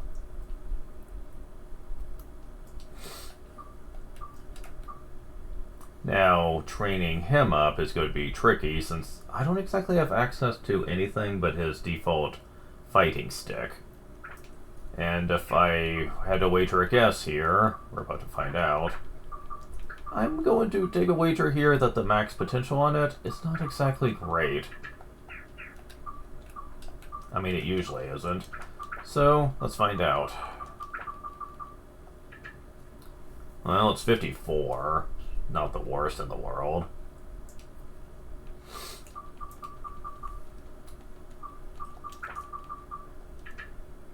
$55. Okay, it could be worse. I can work with it, at least in this chapter.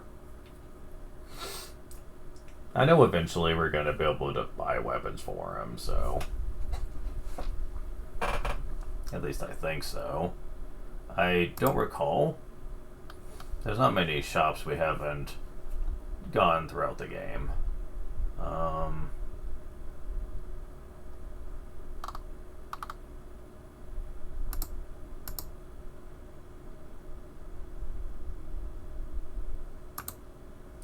I had a shop guide up. Is it just the items guide? Let's see.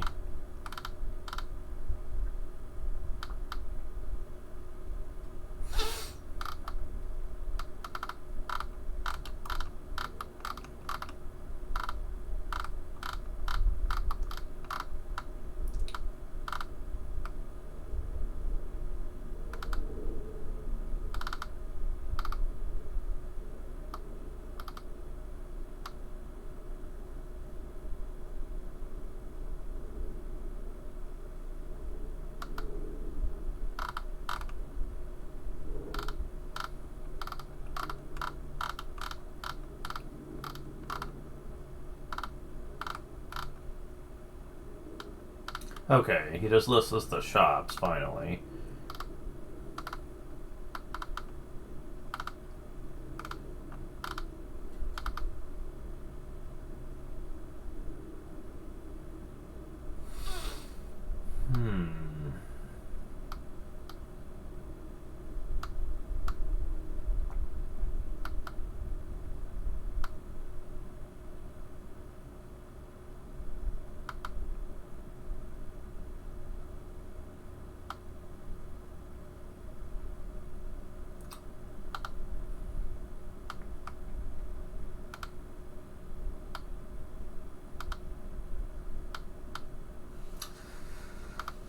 Oh, this is a problem.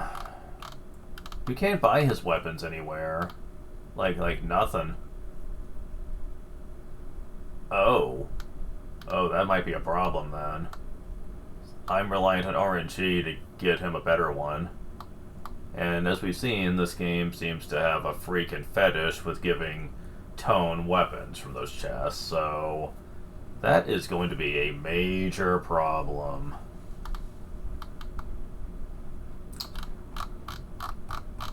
I believe we get a weapon for him through a quest, though?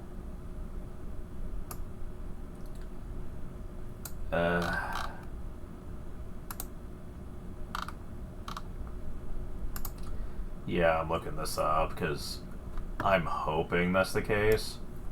Because I'd like him to have something a little better than what he has right now. Even if he gets nothing better, I'm hoping he at least gets something better than what he's got.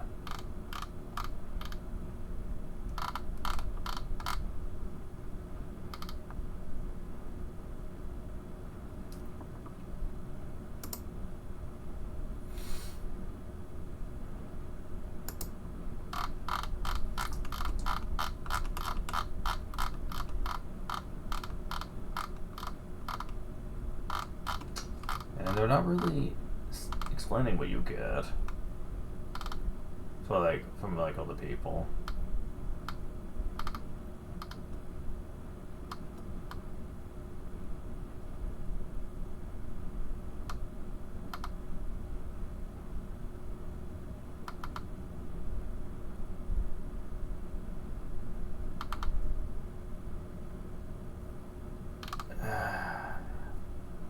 Wish I knew.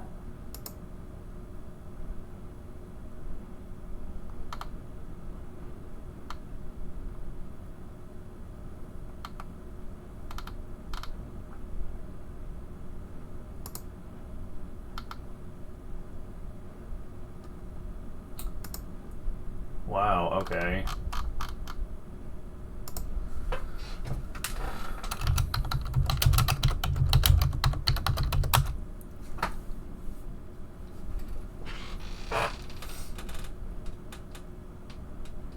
Okay. You do get something. I finally looked it up. How good is it? Let me look up the spear and lens build-ups. Very nice. Okay, good. I'm going to have to play very cautiously with this weapon, since it might be the only one of his I ever get. After all, you can't buy his like you can a lot of other characters' weapons throughout the game.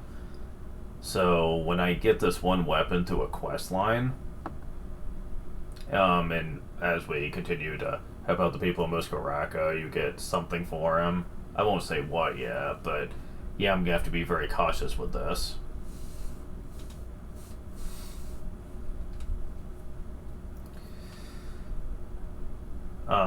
Because it's probably gonna be the only one I ever get.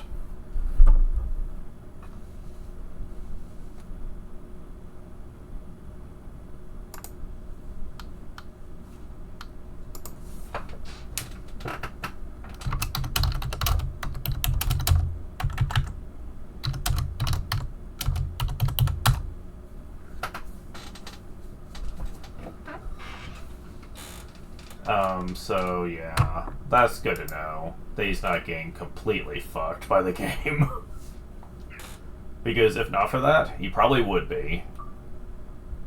Because damn, he's one of the only characters in the game that I don't think you can ever buy his weapons from a shop in this game.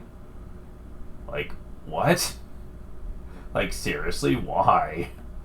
I haven't talked about the 6th character yet, that's next chapter, and boy will I have things to say about that one. but yeah, you can even buy his weapons eventually, but not Ungaga. He's just shit out of luck, I guess. And before you say, well, you can technically get Infinite Fighting Stick if you want. Yeah, but here's the thing about that. The Fighting Stick is capped on how strong you can make it, and 50-something attack may not sound bad, but when we get to mid-chapter 5 and chapter 6, that's not going to cut it anymore. You're expected to be a little stronger than that, and if Fighting Stick was all you had, then he would become very underwhelming. So, yeah, I'm glad that's not the case, really.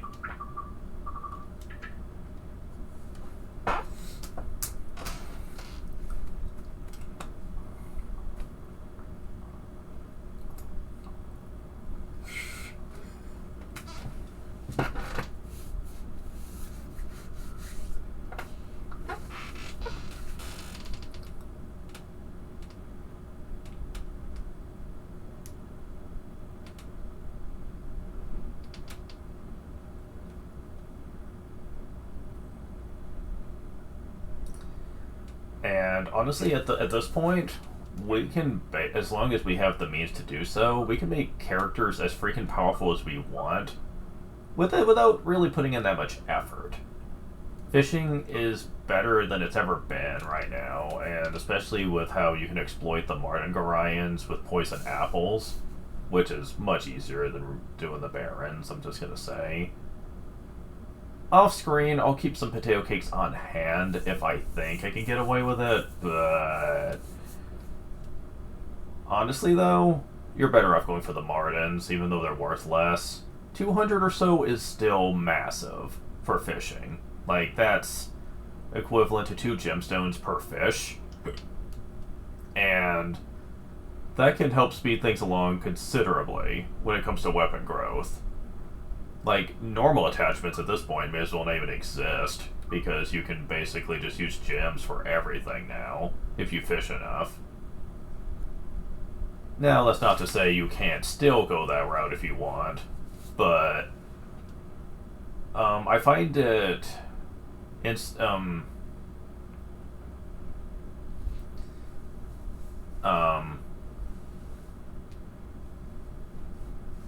trying to think the word for it.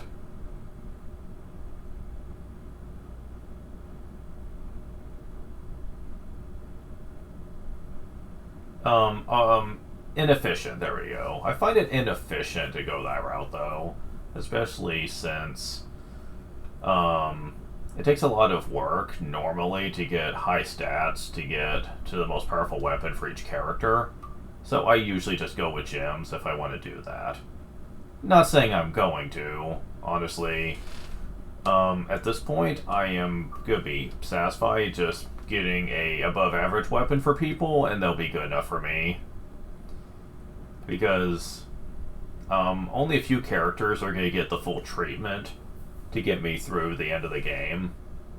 Because doing it with every character would almost be just horrifying for me to actually do. Wait, you can upgrade this? Oh wait, never mind, you can upgrade, you just can't build up. Never mind. I was about to say, I was like, wait a moment. I wish default weapons could do that. I really do. Default weapons should have been able to build up to stronger ones. The fact that they can't makes them feel very restrictive. And I mean restricted by a lot. This is thankfully something they fixed in the sequel, amongst other things, so that you don't have to worry about that being an issue.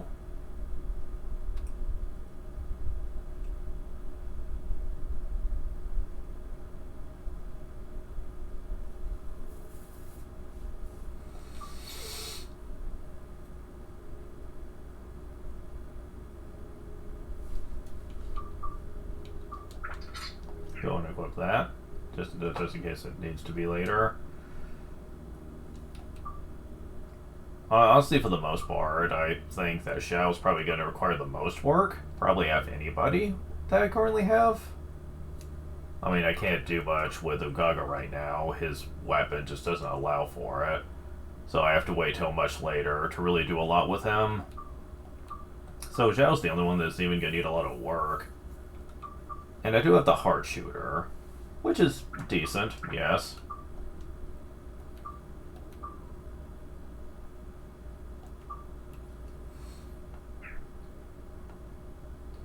But the thing is, for the most part, if I can get her to where she can hit for 60 to 70 damage or so, they'll probably be good enough. So I'm not too concerned about that.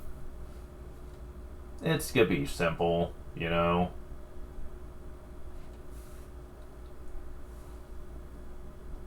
As a matter of fact, how high can this weapon currently go in terms of potential here?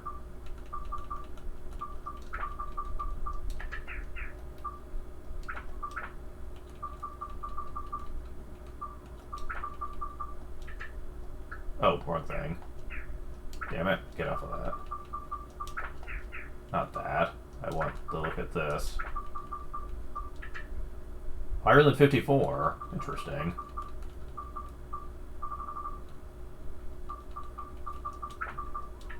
$59?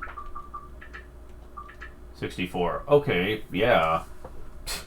She's not gonna need to worry. I can already get her that strong just with the synth. Oh yeah, she's not gonna be a prom at all. I'm still gonna beef her up a little though. You know, just so she's comparable to everyone else. Like I said, it's not that hard. It is not that hard to get them powerful enough to get through this game. Why do people think that it is hard to get these weaker characters up to snuff? I mean, hell, I haven't even had to try at all. The heart shooter is something you can buy. I think it is. Because once you unlock all the shops in Queens, you can access Jack Shop. And, you can get a bunch of different types of weapons from him. Unless your name is Ugaga anyway, since he's not really a thing yet. And no, there's not a shop in his village that sells him weapons, even though there should be. It's his own fucking village. You'd think they would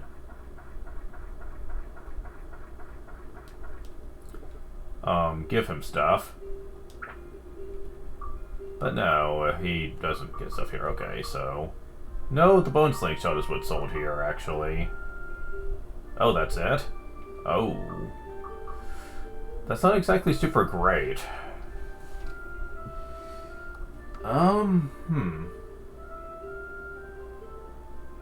Let's see. I don't think that's actually super great. I mean, it's something you can work with, of course. Like, you can build it up, so there's that.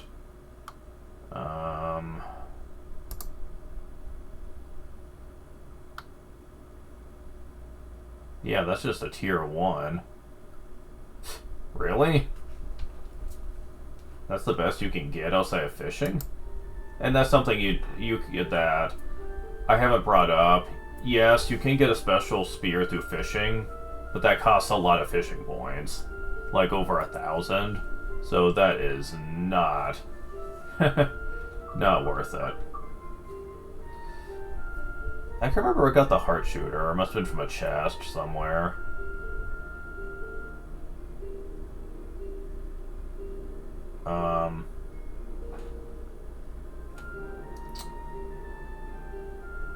Yeah.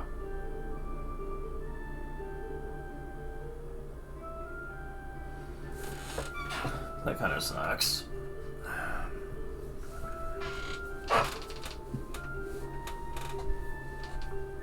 I guess I got lucky there, but yeah, the bone slingshot. If you really had to, you could just get some synths out, and you could, or just gems if you feel like going that route. And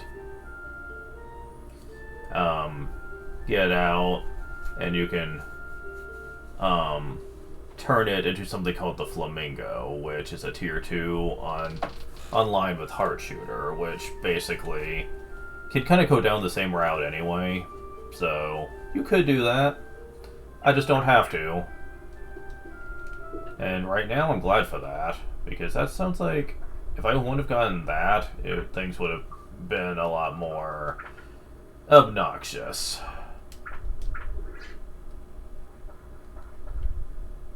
But hey, you know, there's that to consider. I actually, as it is, I don't think Xiao's take more than maybe an hour or so of just doing miscellaneous training up. If that. And then she'll be ready. For when challenges expect things of her. And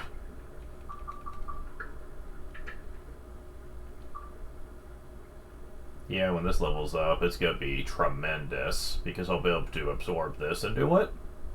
And then I can put another synth on top of it, and she is going to be so freaking good. Well, adding a synth wouldn't help much, actually. Because she's about to reach her attack cap for this one. Which begs the question, what do you need? A lot of elements, that's what. And some metal and some rock, but mostly elements. Oh boy, how hard is this gonna be to finish up?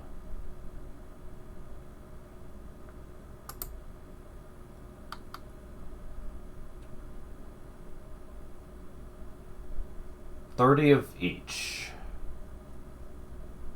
Yeah, ouch. Fire won't be so hard, but man, the rest.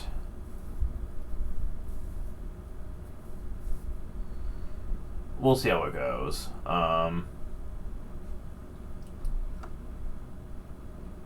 Although after I get her next one, there's just gonna be one more after that. So yeah, there's that.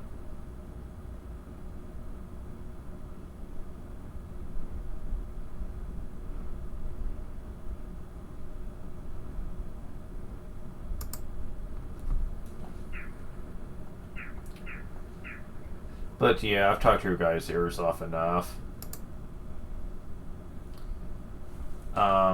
Next time we'll be finishing probably chapter 4 if I had to wager a guess. We'll see how it goes. I can't imagine it taking that much longer.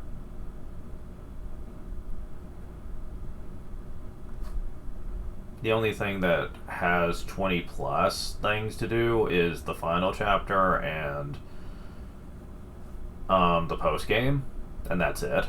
So chapters 4 and 5 are going to be just as long as the other ones, so it's not going to be too bad. Anyways, thank you guys for watching, and I will see you later.